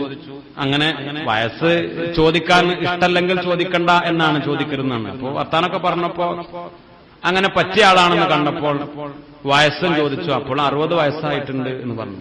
മൂപ്പർക്കും വയസ്സുണ്ട്. ആർക്ക്?